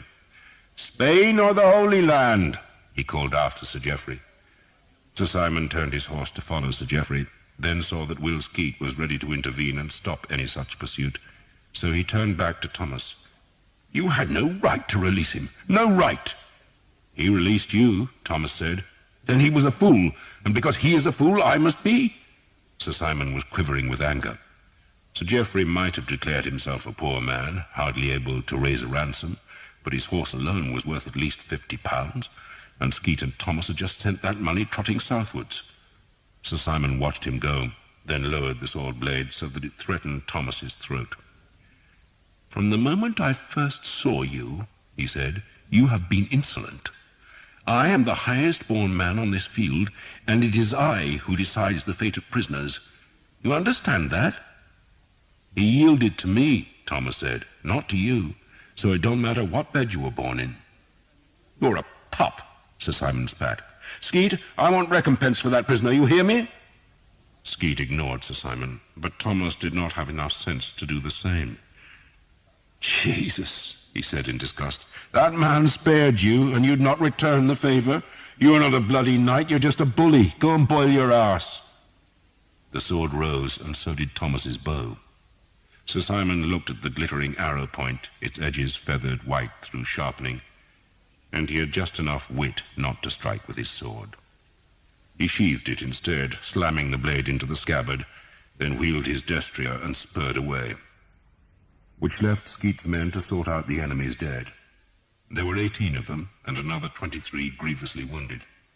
There were also 16 bleeding horses and 24 dead, and that, as Will Skeet remarked, was a wicked waste of good horseflesh. And Sir Geoffrey had been taught his lesson. There was a fuss back in La Roche-Derrien. Sir Simon Jekyll complained to Richard Touchsome that Will Skeet had failed to support him in battle, then also claimed to have been responsible for the death or wounding of 41 enemy men-at-arms. He boasted he had won the skirmish, then returned to his theme of Skeet's perfidy, but Richard Touchsome was in no mood to endure Sir Simon's querulousness. "Did you win the fight or not?" "Of course we won!" Sir Simon blinked indignantly. "They're dead, ain't they?" "So why did you need Will's men-at-arms?" Touchsome asked. Sir Simon searched for an answer and found none. "He was impertinent," he complained. "That's for you and him to settle, not me," Touchsome said in abrupt dismissal. But he was thinking about the conversation, and that night he talked with Skeet. 41 dead or wounded, he muttered. "That must be a third of Lannior's men-at-arms." "Near as may be, aye." Touchsome's quarters were near the river, and from his window he could watch the water slide under the bridge arches. Bats flitted about the Barbican tower that guarded the bridge's further side, while the cottages beyond the river were lit by a sharp-edged moon. "They'll be short-handed, Will," Touchsome said. "They'll not be happy, that's for sure. And the place will be stuffed with valuables." "Like as not," Skeet agreed. Many folk, fearing the Elker, had taken their belongings to the nearby fortresses, and Lannior must be filled with their goods. More to the point, Touchsome would find food there. His garrison received some food from the farms north of La Roche-Derrien, and more was brought across the Channel from England, but the Elkar's wastage of the countryside had brought harmlessly close. "Leave 50 men here?" Touchsome was still thinking aloud, but he had no need to explain his thoughts to an old soldier like Skeet. "We'll need new ladders," Skeet said. "What happened to the old ones?" "Firewood. It were a cold winter." "A night attack?" Touchsome suggested. "Full moon in 5 or 6 days." 5 days from now, then," Touchsome decided. "And I'll want your men, Will, if they're sober by then." "They deserve their drink after what they did today," Touchsome said warmly, then gave Skeet a smile. "Sir Simon was complaining about you. Says you were impertinent." "That weren't me, Dick. It was my lad Tom. Told the bastard to go and boil his arse." "I fear Sir Simon was never one for taking good advice," Touchsome said gravely. Nor were Skeet's men. He had let them loose in the town, but warned them that they would feel rotten in the morning if they drank too much, and they ignored that advice to make celebration in La Roche-Derrien's taverns. Thomas had gone with a score of his friends and their women to an inn where they sang, danced, and tried to pick a fight with a group of Duke John's white rats, who were too sensible to rise to the provocation and slipped quietly into the night. A moment later, 2 men-at-arms walked in, both wearing jackets, with the Earl of Northampton's badge of the Lions and the Stars. Their arrival was jeered, but they endured it with patience and asked if Thomas was present. "He's the ugly bastard over there," Jake said, pointing to Thomas, who was dancing to the music of a flute and drum. The men-at-arms waited till he had finished his dance, then explained that Will Skeet was with the garrison's commander and wanted to talk with him. Thomas drained his ale. "What it is," he told the other archers, "is that they can't make a decision without me. Indispensable, that's me." The archers mocked that, but cheered good-naturedly as Thomas left with the 2 men-at-arms. One of them came from Dorset and had actually heard of Hookton. "Didn't the French land there?" he asked. "Bastards wrecked it. I doubt there's anything left," Thomas said. "So why does Will want me?" "God knows, and he ain't telling," one of the men said. He had led Thomas towards Richard Touchsom's headquarters, but now he pointed down a dark alley. "They're in a tavern at the end there, place with the anchor hanging over the door." "Good for them," Thomas said. If he had not been half-drunk, he might have realized that Touchsom and Skeet were unlikely to summon him to a tavern, let alone the smallest one in town, at the river end of the darkest alley. But Thomas suspected nothing until he was halfway down the narrow passage and 2 men stepped from a gateway. The first he knew of them was when a blow landed on the back of his head. He pitched forward onto his knees, and the second man kicked him in the face. Then both men rained kicks and blows on him until he offered no more resistance, and they could seize his arms and drag him through the gate into a small smithy. There was blood in Thomas's mouth. His nose had been broken again, a rib was cracked, and his belly was churning with ale. A fire burned in the smithy. Thomas, through half-closed eyes, could see an anvil. Then more men surrounded him and gave him a second kicking, so that he rolled into a ball in a vain attempt to protect himself. "Enough," a voice said, and Thomas opened his eyes to see Sir Simon Jekyll. The 2 men who had fetched him from the tavern and who had seemed so friendly now came through the smithy gate and stripped off their borrowed tunics showing the Earl of Northampton's badge. "Well done," Sir Simon told them, then looked at Thomas. "Mere archers," Sir Simon said. "Do not tell knights to boil their arse."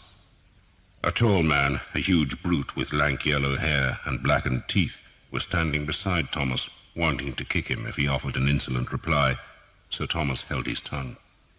Instead, he offered a silent prayer to St. Sebastian, the patron saint of archers. This plight, he reckoned, was too serious to be left to a dog. "Take his breeches down, Collie," Sir Simon ordered, and turned back to the fire. Thomas saw there was a great 3-legged pot standing in the red-hot charcoal. He swore under his breath, realizing that he was the one who was to get a boiled arse. Sir Simon peered into the pot. "You are to be taught a lesson in courtesy," he told Thomas, who whimpered as the yellow-haired brute cut through his belt, then dragged his breeches down. The other men searched Thomas's pockets, taking what coins they found and a good knife. Then they turned him onto his belly so that his naked arse was ready for the boiling water. Sir Simon saw the first wisps of steam float from the pot. "Take it to him," he ordered his men. 3 of Sir Simon's soldiers were holding Thomas down, and he was too hurt and too weak to fight them, so he did the only thing he could. He screamed murder. He filled his lungs and bellowed as loud as he could. He reckoned he was in a small town that was crowded with men, and someone must hear, and so he shrieked the alarm. "Murder! Murder!" A man kicked his belly, but Thomas went on shouting. "For Christ's sake, silence him!" Sir Simon snarled, and Collie, the yellow-haired man, kneeled beside Thomas and tried to stuff straw into his mouth, but Thomas managed to spit it out. "Murder!" he screamed. "Murder!" Collie swore, took a handful of filthy mud and slapped it into Thomas's mouth, muffling his noise. "Bastard," Collie said, and thumped Thomas's skull. "Bastard!" Thomas gagged on the mud, but he could not spit it out. Sir Simon was standing over him now. "You are to be taught good manners," he said, and watched as the steaming pot was carried across the smithy yard. Then the gate opened, and a newcomer stepped into the yard. "What in God's name is happening here?" the man asked, and Thomas could have sung a Te Deum in praise of St. Sebastian if his mouth had not been crammed with mud. For his rescuer was Father Hobb, who must have heard the frantic shouting and come running down the alley to investigate. "What are you doing?" the priest demanded of Sir Simon. "It is not your business, Father," Sir Simon said. "Thomas, is it you?" He turned back to the knight. "By God, it is my business." Father Hobb had a temper, and he lost it now. "Who the devil do you think you are?" "Be careful, priest," Sir Simon snarled. "Be careful? Me? I will have your soul in hell if you don't leave." The small priest snatched up the smith's huge poker and wielded it like a sword. "I'll have all your souls in hell. Leave! All of you! Out of here! Out! In the name of God! Get out! Get out!" Sir Simon backed down. It was one thing to torture an archer, but quite another to get into a fight with a priest, whose voice was loud enough to attract still more attention. Sir Simon snarled that Father Hobb was an interfering bastard, but he retreated all the same. Father Hobb knelt beside Thomas and hooked some of the mud from his mouth, along with tendrils of thick blood and a broken tooth. "You poor lad," Father Hobb said, then helped Thomas stand. "I'll take you home, Tom. Take you home and clean you up." Thomas had to vomit first, but then, holding his breeches up, he staggered back to Jeanette's house, supported all the way by the priest. A dozen archers greeted him, wanting to know what had happened, but Father Hobb brushed them aside. "Where's the kitchen?" he demanded.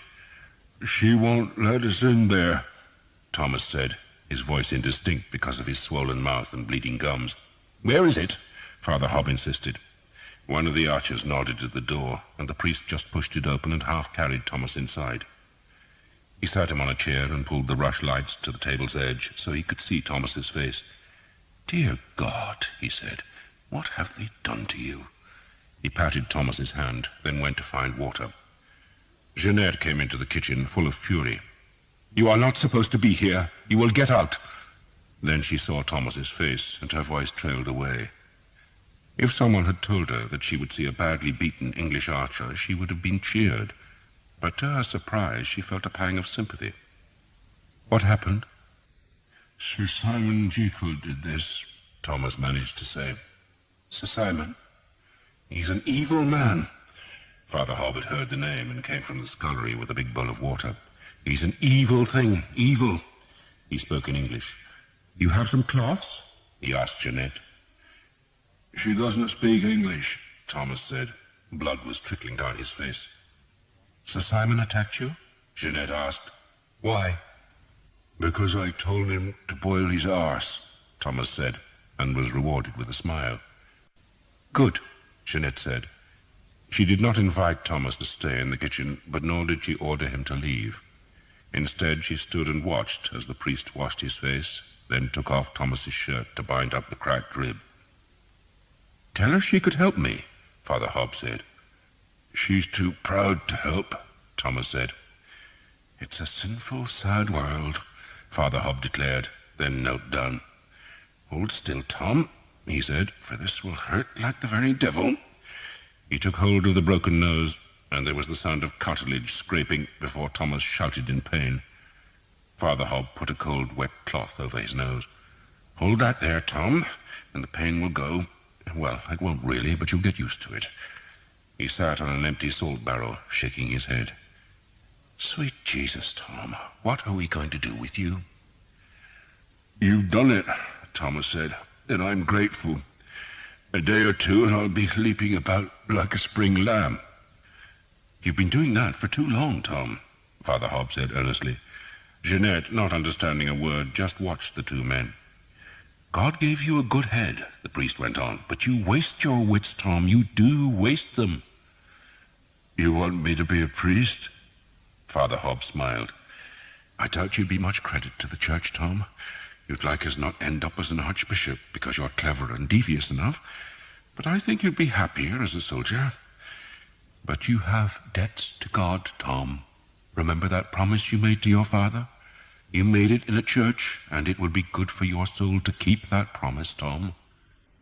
Thomas laughed and immediately wished he had not, for the pain whipped through his ribs. He swore, apologized to Jeanette, then looked back to the priest. "And how in the name of God, Father, am I supposed to keep that promise? I don't even know what bastard stole the lance. What bastard? Jeanette asked, for she had picked up that one word. Sir Simon? He is a bastard, Thomas said, but he's not the only one. And he told her about the lance, about the day his village had been murdered, about his father dying, and about the man who carried a banner showing 3 yellow hawks on a blue field. He told the story slowly, through bloody lips, and when he had finished, Jeanette shrugged. So you want to kill this man, yes? One day. He deserves to be killed, Jeanette said. Thomas stared at her through half-closed eyes, astonished by those words. You know him? He is called Sir Guillaume de Vec, Jeanette said. What's he saying? Father Hobb asked. I know him, Jeanette said grimly. In Caen, where he comes from, he is sometimes called the Lord of the Sea and of the Land. Because he fights on both? Thomas guessed. He is a knight, Jeanette said, but he is also a sea raider, a pirate. My father owned 16 ships, and Guillaume de Vec stole 3 of them. He fought against you? Thomas sounded surprised. Jeanette shrugged. He thinks any ship that is not French is an enemy. We are Bretons. Thomas looked at Father Hobb. There you are, Father, he said lightly. To keep my promise, all I must do is fight the Knight of the Sea and of the Land. Father Hobb had not followed the French, but he shook his head sadly. How you keep the promise, Thomas, is your business. But God knows you made it, and I know you were doing nothing about it. He fingered the wooden cross he wore on a leather lace about his neck. And what shall I do about Sir Simon? Nothing, Thomas said. I must tell Tootsam at least, the priest insisted. Nothing, Father. Thomas was just as insistent. Promise me. Father Hobb looked suspiciously at Thomas. You're not thinking of taking your own revenge, are you? Thomas crossed himself and hissed because of the pain in his rib. Doesn't our Mother Church tell us to turn the other cheek? He asked. It does, Father Hobb said dubiously, but it wouldn't condone what Sir Simon did tonight. We shall turn away his wrath with a soft answer, Thomas said, and Father Hobb, impressed by this display of genuine Christianity, nodded his acceptance of Thomas's decision. Jeanette had been following the conversation as best she could, and had at least gathered the gist of their words. Are you discussing what to do to Sir Simon? She asked Thomas. I'm going to murder the bastard, Thomas said in French.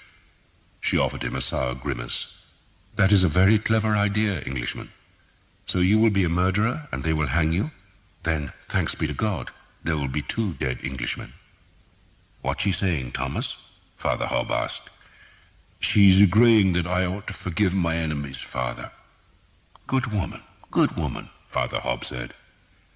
Do you really want to kill him? Jeanette demanded coldly.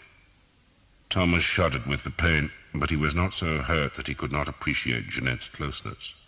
She was a hard woman, he reckoned, but still as lovely as the spring, and, like the rest of Will Skeet's men, he had harbored impossible dreams of knowing her better. Her question gave him that chance. I'll kill him, he assured her, and in killing him, my lady, I'll fetch you your husband's armor and sword. Jeanette frowned at him. You can do that? If you help me. She grimaced. How? So Thomas told her, and to his astonishment she did not dismiss the idea in horror, but instead nodded a grudging acceptance. It might really work, she said after a while.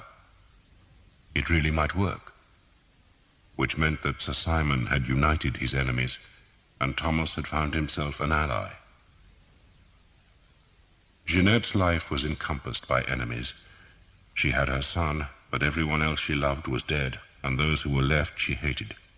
There were the English, of course, occupying her town, but there was also Bela, the lawyer, and the shipmasters who had cheated her, and the tenants who used the presence of the English to default on their rent, and the town's merchants who dunned her for money she did not have. She was a countess, yet her rank counted for nothing. At night, brooding on her plight, she would dream of meeting a great champion, a duke perhaps, who would come to La Roche-Derrien and punish her enemies one by one. She saw them whimpering with terror, pleading for mercy, and receiving none. But in each dawn there was no duke, and her enemies did not cringe, and Jeanette's troubles were unrelieved, until Thomas promised to help her kill the one enemy she hated above the rest. To which end, early in the morning, after her conversation with Thomas, Jeanette went to Richard Touchsom's headquarters. She went early because she hoped Sir Simon Jekyll would still be in bed, and though it was essential he knew the purpose of her visit, she did not want to meet him. Let him learn from others what she planned. End of Side 6. Side 7. The headquarters, like her own house, fronted the River Jeudi, and the waterfront yard, despite the early hour, already held a score of petitioners seeking favours from the English.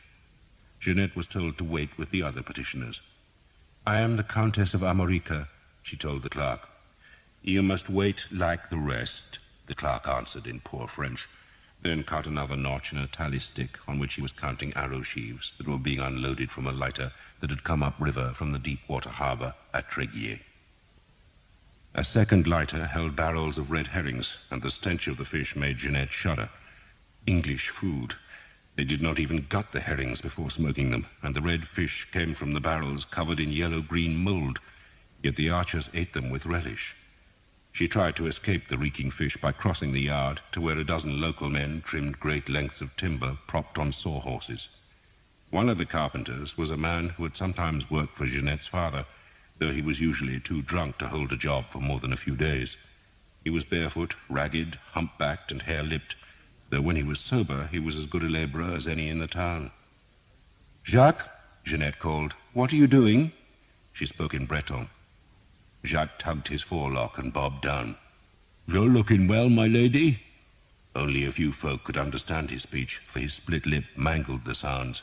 "Your father always said you were his angel." "I asked what you are doing." "Ladders, my lady, ladders." Jacques cuffed a stream of mucus from his nose. There was a weeping ulcer on his neck, and the stink of it was as bad as the red herrings. "They want 6 ever so long ladders." "Why?" Jacques looked left and right to make sure no one could overhear him. "What he says," he jerked his head at the Englishman, who was supposedly supervising the work, "what he says is that they're taking them to Lannion, and they're long enough for that big wall, ain't they?" "Lannion?" "He likes his ale, he does," Jacques said, explaining the Englishman's indiscretion. "Hey, handsome!" the supervisor shouted at Jacques. "Get to work!" Jacques, with a grin to Jeanette, picked up his tools. "Make the rungs loose," Jeanette advised Jacques in Breton, then turned because her name had been called from the house. Sir Simon Jekyll, looking heavy-eyed and sleepy, was standing in the doorway, and Jeanette's heart sank at the sight of him. "My lady," Sir Simon offered Jeanette a bow, "you should not be waiting with the common folk." "Tell that to the clerk," Jeanette said coldly. The clerk, tallying the arrow sheaves, squealed when Sir Simon caught him by the ear. "This clerk?" he asked. "He told me to wait out here." Sir Simon cuffed the man across the face. "She's a lady, you bastard! You treat her like a lady!" He kicked the man away, then pulled the door fully open. "Come, my lady," he invited her. Jeanette went to the door and was relieved to see 4 more clerks busy at tables inside the house. "The army," Sir Simon said, as she brushed past him, "has almost as many clerks as archers. Clerks, farriers, masons, cooks, herdsmen, butchers, anything else on 2 legs that can take the king's coin." He smiled at her, then brushed a hand down his threadbare wool robe that was trimmed with fur. "If I had known you were gracing us with a visit, my lady, I would have dressed." Sir Simon, Jeanette noted gladly, was in a puppy mood this morning. He was always either boorish or clumsily polite, and she hated him in either mood, but at least he was easier to deal with when he tried to impress her with his manners. "I came," she told him, "to request a pass from Monsieur Touchsom." The clerks watched her surreptitiously, their quills scratching and spluttering on the scraped parchment. "I can give you a pass," Sir Simon said gallantly. Though I trust you are not leaving La Roche-Derrien permanently. I just wish to visit Louannec, Jeanette said. And where, dear lady, is Louannec? It is on the coast, Jeanette said, north of Lannion. Lannion, eh? He perched on a table's edge, his bare legs swinging. Can't have you